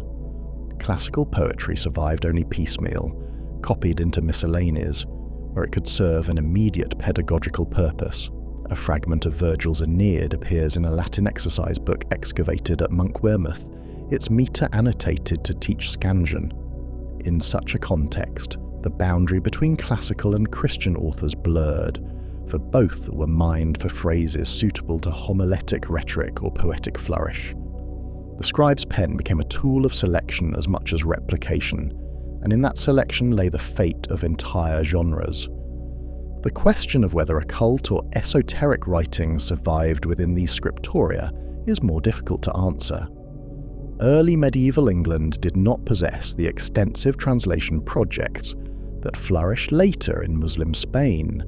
Yet, even in the north, the monastic libraries contained treatises on medicinal herbs, diagrams of planetary motion, and tables of numerological significance. A single folio preserved at Durham, copied in the 9th century, lists the properties of stones according to late antique lapidaries, attributing healing virtues to agate and protective power to amethyst. The passage draws on sources that had circulated in the Roman world and that eventually informed Islamic and Byzantine works on natural philosophy. Whether the monks who copied such texts regarded them as scientific knowledge or as curiosities is unclear, but their inclusion in a monastic collection suggests an interest that exceeded the strictly devotional. Evidence for more explicitly occult material is sparse, yet a few tantalizing traces exist. In the margins of a Computus manuscript from York, a later hand added a short charm in Latin mixed with Old English, invoking Michael and Gabriel to protect livestock from sickness. The script identifies the edition as 12th century, but the formula itself probably descended from earlier continental exemplars that mixed Christian invocation with lingering folk practices. This example, modest in scope, illustrates how a text that appears purely liturgical could serve as a carrier for pragmatic, quasi-magical material, quietly preserved in an environment otherwise wary of unorthodox content. There is no direct proof that the scriptoria of Iona or Lindisfarne copied full treatises of astrological lore or alchemical protocols, yet the occasional presence of amuletic prayers and numerical diagrams implies that at least fragments of esoteric learning circulated under the surface of conventional monastic study. The larger question of why certain classical works disappeared while others endured depends on the practical realities of manuscript production. Parchment was costly, and the demand for biblical codices, psalters, and homiliaries consumed most of the available resources. When a text had no immediate liturgical or pedagogical value, it was unlikely to be recopied once its exemplar wore out. The irony is that some works slip from use not through deliberate suppression, but through benign neglect. Athenian drama and much of Hellenistic philosophy struggled to find advocates among monks who prioritized theology and grammar. At the same time, certain historical narratives survive precisely because they could be framed as moral instruction. The Latin epitome of Livy circulated in northern England because it offered exemplar of republican virtue that could adorn sermons. The agricultural writings of Columella did not, for they served no pressing need in a region where farming practices relied on local custom rather than Mediterranean expertise. The chaos of the Viking Age further winnowed collections. When Lindisfarne fell to raiders in 793, the monks saved several gospel books and a few liturgical items, yet the lesser volumes in the library perished in the flames or were scattered along the coast. Similar attacks at Iona and Jarrow reduced inventories piecemeal, and each loss narrowed the range of texts available for future copying. In later centuries, when continental scholars sought classical manuscripts, they found few survivors in England beyond the titles Bede had used. What remained was scripture, the Latin fathers, and a thin spine of late antique compendia. The gaps in the record testify to what the monks valued most when flight was the only option. Despite these losses, enough manuscripts travelled south to scriptoria on the continent to influence the Carolingian Renaissance. Alcuin of York, educated at Jarrow and adopted into Charlemagne's circle, carried Northumbrian copies of Augustine and Jerome to Aachen. There, the careful Northumbrian hand inspired the development of Caroline minuscule, which in turn facilitated the wider dissemination of classical texts. Traces of Northumbrian rubrics appear in 9th century continental manuscripts, evidence that the work done in the cold stone cells had reached beyond their original walls. Today, fragments of those early books survive in libraries from Durham to Paris. A single leaf of a lost gospel, used centuries later as binding material for a legal charter, preserves a few verses in the Lindisfarne hand. A copy of Cassiodorus, recopied at Jarrow and later taken to Italy, remains in the Vatican. Each witness underscores the selective yet decisive role of the northern monasteries in transmitting knowledge. They preserved scripture because their faith demanded it, maintained certain classical works because their studies required them, and allowed others to fade because time and circumstance made their preservation impractical. Whether hidden within the illuminated capitals of gospel books lies a residue of occult lore remains a matter of conjecture. No extant Northumbrian manuscript contains a complete astrological table or a systematic exposition of Hermetic thought. What survives are hints, a cryptic gloss beside an astronomical diagram, a recipe for ink that notes the auspicious hours for gathering oak galls, a marginal prayer that blends biblical imagery with half, remembered folk incantation. These traces suggest that while monks did not openly cultivate esoteric traditions, They moved in a world where the boundary between sacred text and practical magic was porous. Their primary mission remained the preservation of scripture and orthodox commentary, yet they did not entirely seal themselves off from the broader currents of late antique learning. Thus, the texts that survived chaos did so through a combination of doctrinal necessity, scholarly utility, and sheer happenstance. The monks of Lindisfarne, Jarrow, and Iona copied what they could, carried away what they must, and in so doing shaped the intellectual heritage of medieval Europe. The books they lost, we will not recover. The volumes they spared continue to testify to the disciplined labour of anonymous hands that believed every stroke of ink carried both memory and obligation, preserving a thread of continuity across centuries when continuity was otherwise hard to find.